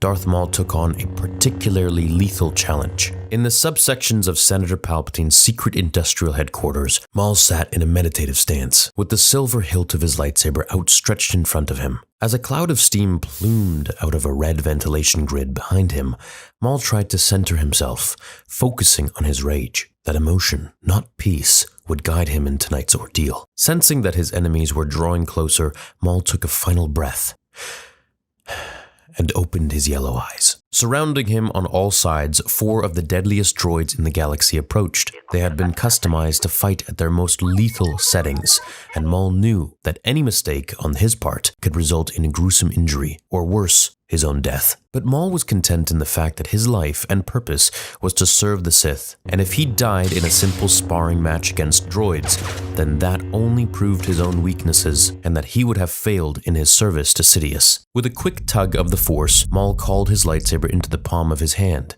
and with another gesture ignited both blades. As soon as the crimson sword came to life, an orb-shaped assassin droid fired a lethal ion shot at the Sith apprentice. These weren't the cumbersome B-1 battle droids that the Neimoidians used when pushing their weight around the Trade Federation, and that first volley of blaster fire proved it. But Maul, now at the peak of his physical performance, deflected the bolt, and after crouching beneath another round, uses his lightsaber to cut the droid in two. Now only 3 remained, and they wasted no time. They tried to use their superior numbers to encircle the Sith, but with a single outstretched hand, Maul used the Force to push the biggest droid back, and with only 2 left, Maul showed off his dueling skills. The droids tried to make use of their melee weapons, but they were no match for the power of the dark side. Echoing the same dueling strike that he would use to defeat Jedi Master Qui-Gon Jinn on the surface of Naboo, Maul pierced the belly of the second droid, cutting through a maze of cables, sending electric blue arcs flying into the air. When Maul turned to look at the 2 surviving droids, he saw their forearm-mounted blasters hum to life. In an instant, they filled the underground room with the ringing sound of shots. While a single-bladed lightsaber might have allowed a Force user to accurately deflect blasters, a staff was a bit more complicated. Despite the advantage of having 2 blades, it was actually hard to twirl and move, so taking on more than 1 blaster-armed opponent at a time was notoriously difficult, a fact that Maul was painfully aware of. Realizing that he wouldn't be able to stop all the bolts, Maul turned towards a far wall. Summoning his strength in the Force, Maul used his momentum to run vertically up the steel panel and then pushed himself off of it, flipping above the droids and landing directly behind them. With a clean cut of his lightsaber, Maul managed to cut the smaller assassin in 2, leaving the only hulking, giant walking tank as his final obstacle. Without his smaller accomplices to help him, the final droid's giant chassis proved to be too slow. Despite its massive arm-mounted cannons that fired hundreds of rounds a minute, Maul was able to close the ground between them. With a quick kick to the droid's head and a few slices through its limbs, Maul cut it down in no time. But the victory didn't bring him peace. He was still filled with anger, with rage, with hate. As a thin strand of smoke rose from the scorched tips of insulated wires, Maul saw a shadow approach, and then a voice. Darth Maul, you have survived your trial. Excellent. Maul didn't have to turn to see who it was. He had already sensed his master approach in the midst of the dueling match. But the apprentice was compelled to turn and greet Sidious. The Dathomirian quickly fell to his knees, turned his chin towards the ground in a sign of deference, and waited to hear his master's command. Soon, Maul wouldn't have to waste his days fighting his way through assassin droids in the basement of factories on Coruscant. In only a few months, Palpatine would send Maul to Naboo to ensure that the Neimoidians stuck to their deal and that the Jedi interlopers, Obi-Wan Kenobi and Qui-Gon Jinn, would fail in their effort to free the world. But on this day, impressed with Maul's performance, Palpatine assigned his apprentice on a different mission, one that would ultimately pit the Sith against one of his first Force-powered opponents, a Dathomirian Night Sister in service to the Black Sun. Just like these droids, Maul would use his superior lightsaber dueling techniques to defeat that witch, bringing him one step closer to his ultimate goal of revealing himself to the Jedi. Why Darth Maul was the perfect Sith apprentice. Before we begin this series, I just want to ask you to hit like on all of these lore videos. That is, if you enjoy them. Why Darth Maul was the perfect Sith apprentice. Now, when most of us think about Sith apprentices, we think about figures like Count Dooku or Vader. Powerful individuals who command armies, manipulate governments, and rule openly. But Darth Maul was never meant to become that kind of Sith. Maul was created for something much more specific. He was designed to be a weapon. Now, at the time that Maul was trained, the Sith were still operating completely in secret. Sidious was already building influence in the Senate under the identity of Palpatine, while his master, Darth Plagueis, was manipulating the galaxy's financial systems. The entire Sith strategy depended on remaining invisible until the moment the Republic could be toppled from within. That meant Sidious didn't need an apprentice who could debate policy or manipulate senators. He needed someone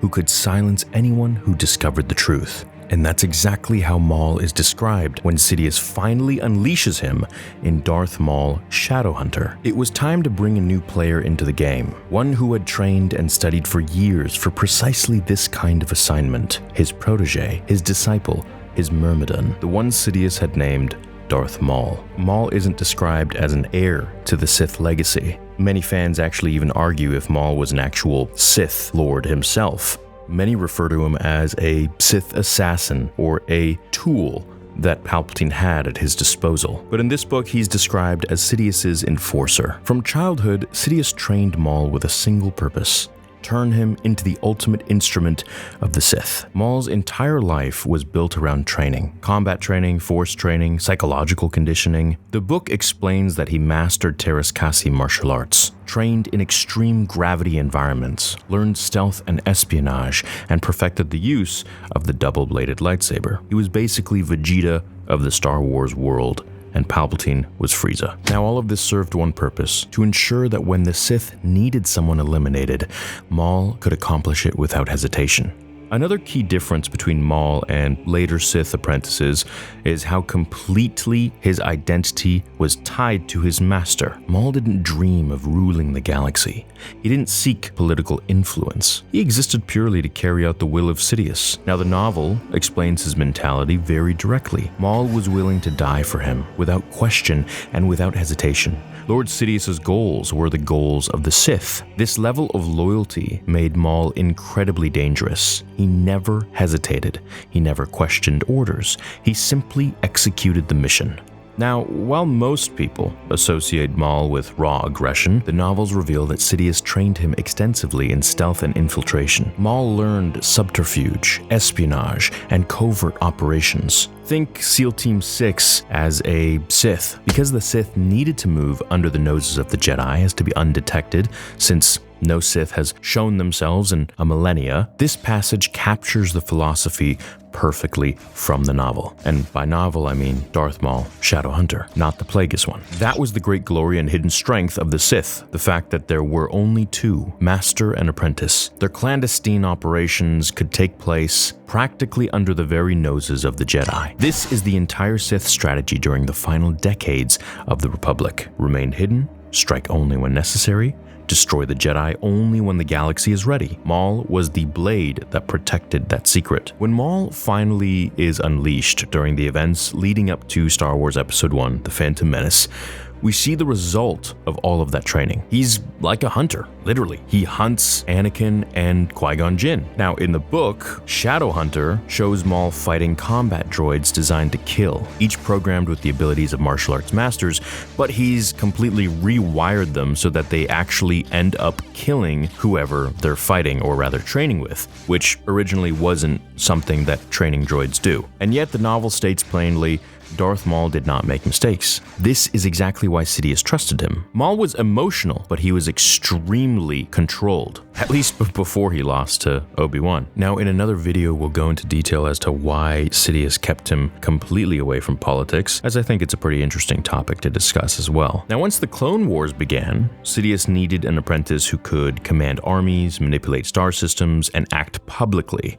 And that's why Count Dooku replaced him. Of course, Maul quote-unquote died and wasn't brought back until George Lucas saw the immense popularity of him when he decided to make the Clone Wars. But at that point, the prequels were already done. So Dooku led the separatist movement, and then later Darth Vader would become the public face of the Empire's power. But Maul was never meant for that role. He was the Sith assassin of the shadows. He was the weapon used to protect the plan before the galaxy even realized the Sith had returned. Maul was an OG, and he really helped Sidious back in the day in the beginning, before all of this really came to surface. So I can definitely see why Maul feels so angry, because he's like, we built this together brick by brick, and now you've just left me and replaced me with all of these nobodies. Well, not that Dooku is a nobody, but in Maul's eyes, well, he's the best, and all he wants is revenge.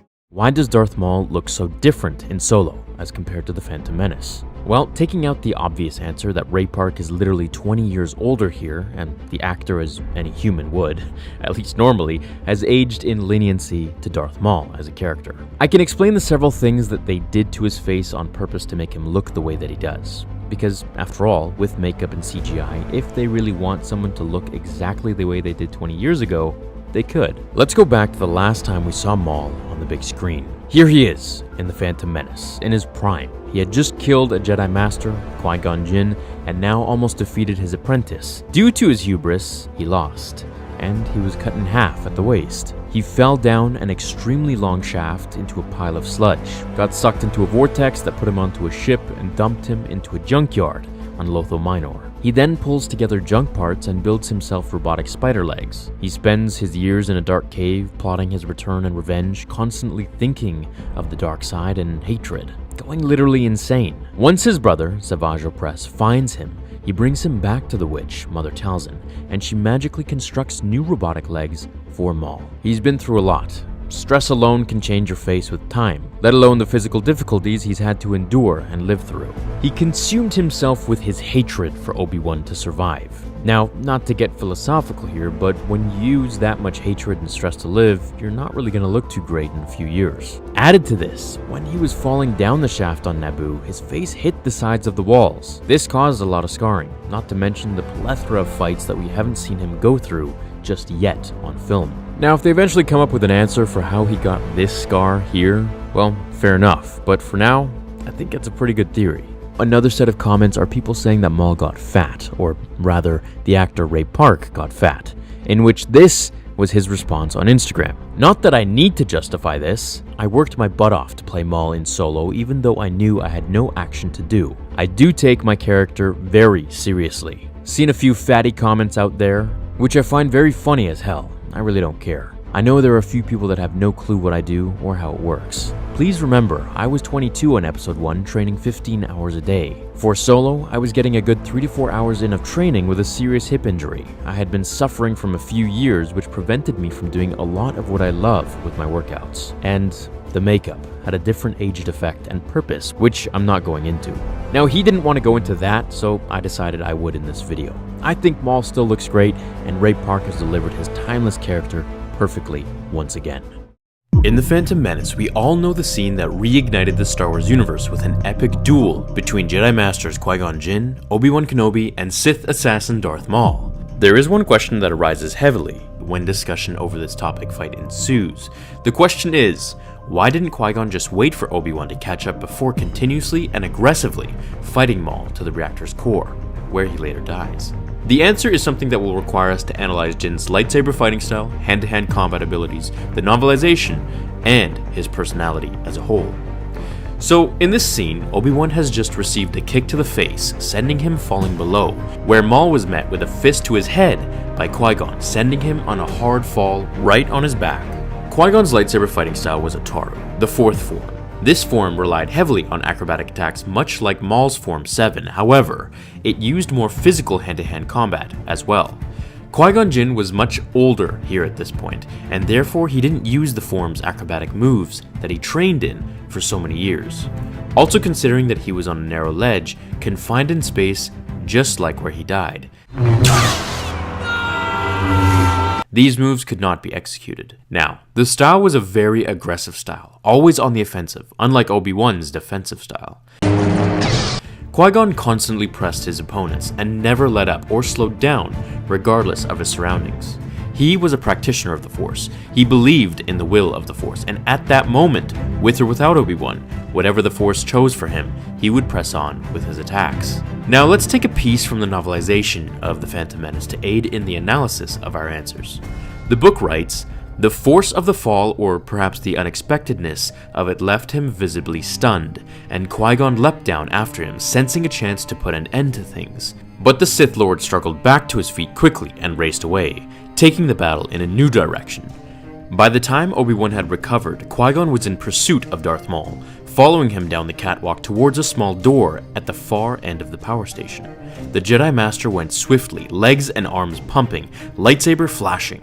He was worn and battered by now, close to exhaustion, but the Sith Lord was on the defensive at last, and he did not want to give him a chance to regroup. Qui-Gon, Obi-Wan called after him, trying to catch up, but the Jedi Master did not slow. This means that Qui-Gon didn't waste any time on stalling in order to allow Obi-Wan to catch up, in the event that Maul would recover from his possible injury or stunned abilities from the massive fall. Little did he know that Maul was a brute animal. Physical pain meant nothing to him, only fed him to become stronger. This left Qui-Gon to think that if he moved quickly, he could take the upper hand on Maul and lead him into a confined space where his dual-bladed lightsaber wouldn't have as much of an effect. Also, If Qui-Gon would have stalled around for Obi-Wan to catch up, they all might have ended up within one cell of the force field array, which would have been very interesting.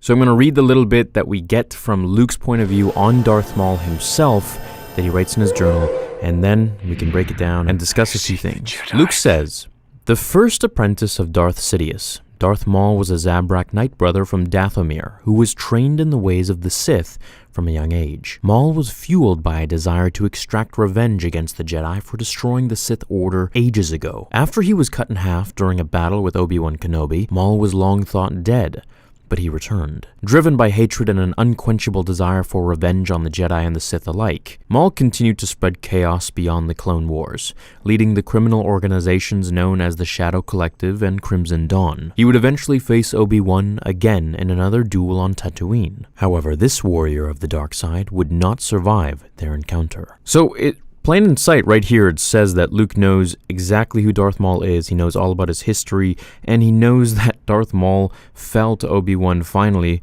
for the last time on Tatooine, which we all saw in Rebels, which was a beautiful fight. I did a brief breakdown of that fight a year or so ago, and it's actually really nice because we get to see the same move that Darth Maul tried to use on Qui-Gon, trying to use it on Obi-Wan, and it failed because Obi-Wan was privy to it, he was ready for it, and he knew it was coming. Now, what I'd like to know is where he got all of this information from. It's still really interesting to me that, obviously they wrote this book in the point of view of Luke. However, this is canon, so this falls into the timeline. Where in the timeline did Luke get to know all of this information? I mean, the book is riddled with everything. We've got Darth Tyrannus, we've got Darth Vader, obviously. We've got Kanan Jarrus, Depa Billabo. I mean, it just goes on and on. There's so many different characters that he knows about and gets to reveal a lot of interesting things about them. He even has a bit on Kyber crystals and Darth Maul's lightsaber, which I'd like to cover as well in another video. Today we're going to go over 10 interesting facts about Darth Maul. Now for me, Darth Maul was a really interesting character. He was one of my favorites, if not my favorite, when I was 9 years old when The Phantom Menace came out. Let's start with fact number 1. From childhood, Darth Maul was trained to kill Jedi. Anakin Skywalker almost never became a Jedi because the Council considered him to be too old to begin his training. The Jedi recruited Force sensitives from a very young age, as they wanted the members of their order to be as free of emotional attachment and life's baggage as possible, so they could concentrate on the Force and avoid the temptations of the dark side. The Sith, on the other hand, embraced any and all intense emotions, from anger and hate to love and passion. Life experience was a useful tool for them to twist and turn their recruits towards the dark side. However, that doesn't mean that only adults could become Sith. In fact, Maul was just a child when Palpatine began training him. When he was the appropriate age to join the Jedi Order, the Zabrak became a Sith instead. As Maul was so young, he didn't yet have the bitterness that someone who has experienced life's hardship might have, which meant that Maul's training, in addition to turning him into a weapon with phenomenal acrobatic and double-bladed lightsaber skills, was also designed to be as aggressively brutal and harsh as possible, to build his hate in conjunction with his skill set and Force powers. He was such a savage that he preferred to kill you up close and personal, to watch the light leave your eyes, rather than just use the Force like a typical Sith would. Number 2. He was manipulated into hating the Jedi. Darth Sidious's training, along with turning Maul into a perfect assassin, also taught the Zabrak to hate the Jedi for years and years before he actually ever met a member of their order. His hate ran deep, but was ultimately engineered, as it didn't come from an organic or traumatic event in Maul's past, until of course he lost to Obi-Wan. This was Palpatine's doing, his hate for the Jedi. When Maul was still a young boy, the Dark Lord of the Sith brought his young apprentice to the planet Malachor to witness the relics and remains of a devastating battle that had been fought there between the Jedi and the Sith centuries earlier. Sidious then forced the young Maul to inhale the ashes of some of the Sith who had fallen in that battle. The ash caused hallucinations that brought Maul back to the ancient battle where the Sith apprentice could feel the pain and suffering that his Sith brethren had gone through as they were struck down by the Jedi. He felt every strike and slash as if the Jedi were doing it to him. When he could finally break free of the hallucination, the experience had embedded in him, and from that moment on, a pulsating hatred and intense craving for vengeance against the Jedi. Number 3. Maul's mother was Sidious's original apprentice. As a member of Darth Bane's rule of two, Darth Sidious knew that when the time came to pick his own apprentice, he would have to be certain to choose the right apprentice to aid him in the Sith revenge against the Jedi. So, when in his travels he came across the Night Sister, Mother Talzin, Sidious befriended the Deathly Witch and promised to take her under his tutelage. But when he sensed the strength of her son's Force connection, the Sith recognized how much potential was in Maul, so he rejected Mother Talzin and took Maul as his apprentice instead. Number 4. The size of Maul's horns grew as he aged. Aside from his iconic tattoos, perhaps the most recognizable part of Darth Maul's outward features are his horns. From pubescence to adulthood into their elder years, Zabrak's horns grew as they aged. Not all Zabraks can actually grow horns though. For those who do, even then there are differences in their growth pattern. While most have their horns grow around their entire head, some Zabrak just grow horns on their foreheads. The horns, just like their tattoos, are a symbol of honor and strength for Maul's species. They are a cultural signifier that a Zabrak has finally become a true warrior. Now, of course, the horns, along with their cultural significance, can also be used to impale enemies with, as seen when Maul's brother, Savage Opress, was on the planet Florum and used his horns to defeat a Jedi apprentice who was traveling with Obi-Wan Kenobi during the Clone Wars. Now, for Maul, when he briefly ruled over the Mandalorians' homeworld, his troops who understood what the horns meant for the Zabrak Sith patterned their armor in a red and black color scheme with horns protruding from their helmets, as a show of honor and respect towards their new ruler. Number 5.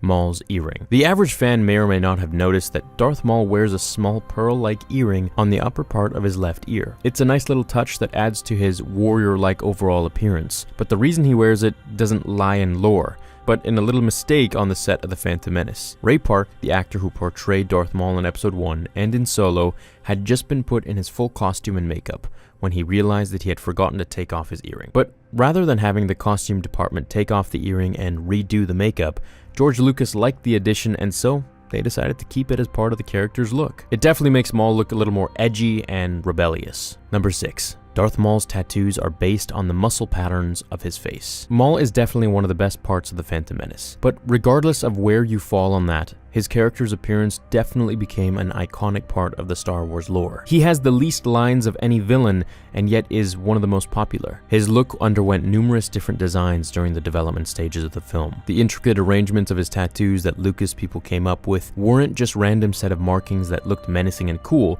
but they're actually based on the muscle patterns underneath his skin. This configuration of his tattoos was a clever way to make the Sith assassin look as terrifying and unsettling as possible. Because they were patterned after his muscle, if you were to tear the flesh from his face, the muscle underneath would match the look of the tattoos. Number 7.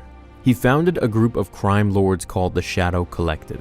During the Clone Wars, Darth Maul, along with his brother and apprentice Savage Opress, sought out numerous bounty hunters and crime lords, with the goal of forming a group together called the Shadow Collective. It was during this time that the Sith assassin would first come into conflict with the Mandalorians, who later he would go on to rule, thanks in part to the assistance of his Shadow Collective. The role of crime lord came easy to Maul, as his keen intelligence, ruthlessness, murderous instincts, and incredible abilities quickly made him the apex predator in a group of killers, thus the clear leader of the Shadow Collective, and eventually a rival to the Rule of Two Sith Order. Number 8. There is a wink to him in The Force Awakens. In Episode 7, when Han Solo and Chewie came across Rey and Finn and are finally reunited with the Millennium Falcon, the scruffy-looking nerf herder and his hairy partner have been flying around in the galaxy in a giant freighter that happens to hold very dangerous creatures called Rathtars. When his freighter is boarded by various factions who have bones to pick with the smuggler, Han releases the Rathtars at them. The result was a terrifying chase through the ship, as the beasts killed Han's enemies and nearly Han and the other heroes too. However, Solo isn't the only major Star Wars character to have had a run-in with the Rathtars. As you can probably guess, Maul has had his own unique encounters with the ferocious beasts. As the Sith apprentice had grown impatient with his training,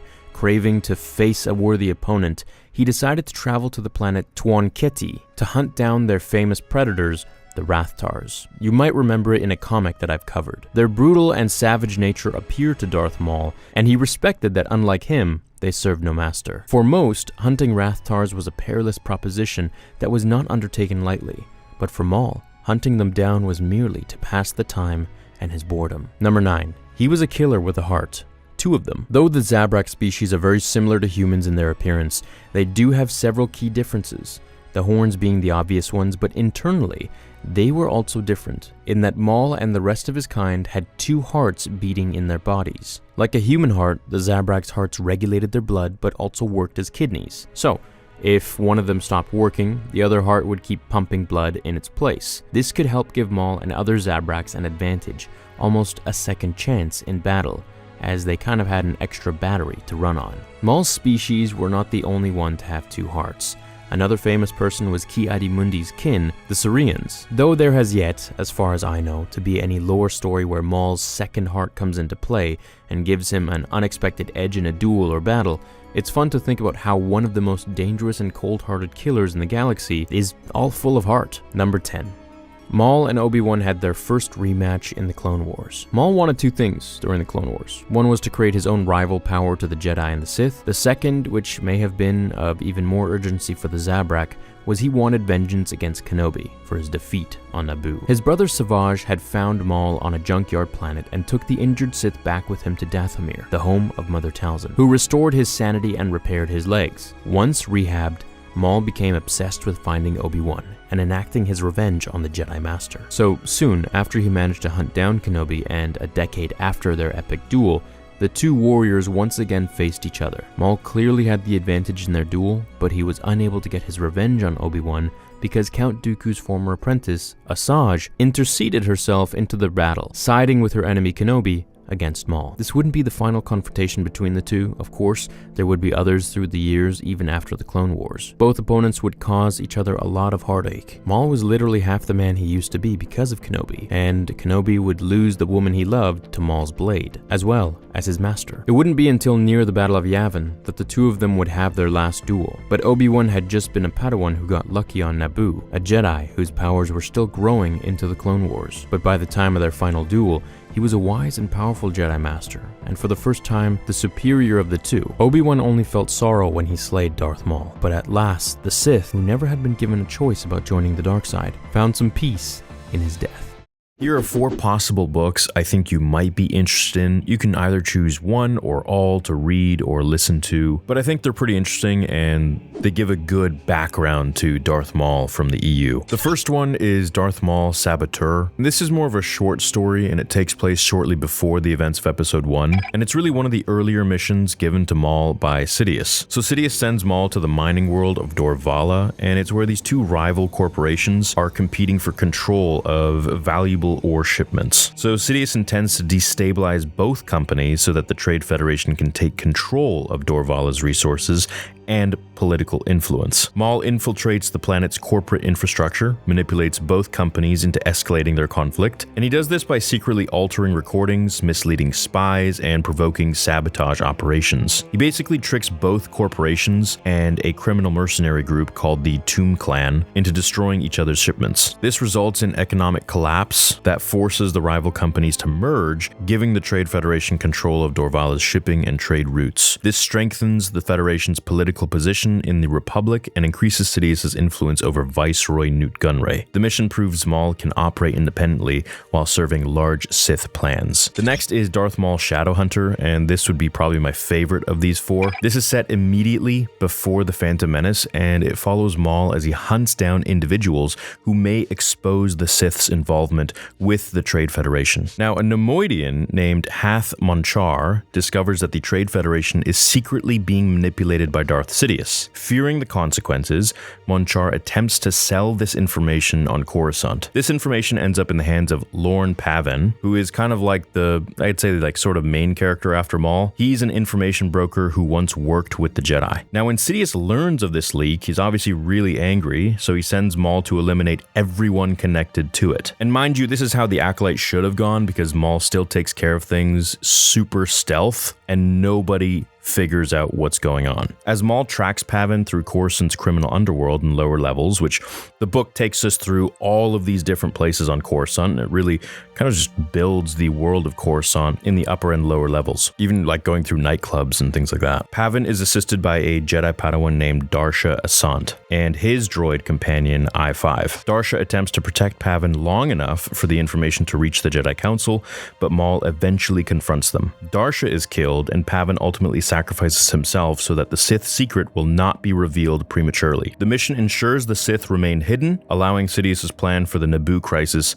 to proceed. The next is Maul Lockdown. This one's also pretty cool. This follows Maul on one of his most dangerous missions before the Phantom Menace. So Sidious sends Maul to infiltrate Cog Hive 7. This is a heavily fortified space prison where the galaxy's most dangerous criminals are held. Maul's target is a mysterious arms dealer named Iram Radic, and he's developed a really powerful nuclear weapon that is sought after by a terrorist cult known as the Bando Gora. Now, to reach Radic, Maul must basically climb the ranks of the prison system, and what I mean is with the inmates. So where inmates are forced to fight to the death in arenas controlled by criminal gangs, Maul must survive these battles, and he navigates the prison hierarchy, defeats powerful inmates, and eventually earns the attention of Radic and the respect of others. Throughout the story, Maul faces assassination attempts, monstrous creatures within the prison infrastructure, and a violent uprising among inmates. Eventually, he discovers that Radic plans to sell his weapon to the Bando Gora, so Maul kills Radic and ensures the weapon never reaches the cult, protecting Sidious's long-term plans. I like this one because it's just fun and it focuses on more of an aggressive sort of setting where everyone is amped up and hyped up. They're all criminals and they all just kind of want to kill each other, and there's a ranking. It just kind of shows you how Maul would survive in some of the most aggressive settings with some of the most aggressive criminals. It shows that not only is he able to physically handle it, but he's also intellectually savvy, where he's able to manipulate people and get through the ranks. And the fourth novel here is Darth Plagueis. Now, this isn't really about Darth Maul, but it does incorporate some aspects of him, from essentially Palpatine finding him as a baby to training him here and there, taking us right into the very end of The Phantom Menace. Now, the book mainly is about Palpatine and Darth Plagueis, of course, but it does have those bits of Maul which really bring things full circle, and I would say it's like the most close novel to the films that I would recommend. Everything else is like, they're fun, but they're definitely more so EU, whereas this one ties right into all of the events that were going on during the Phantom Menace. I hope you check one of these books out, especially, of course, the Plagueis novel, just as a general information on arguably the two coolest characters in Star Wars, Plagueis and Palpatine. Have a great rest of your day, and may the Force be with you, always. Now, fulfill your destiny.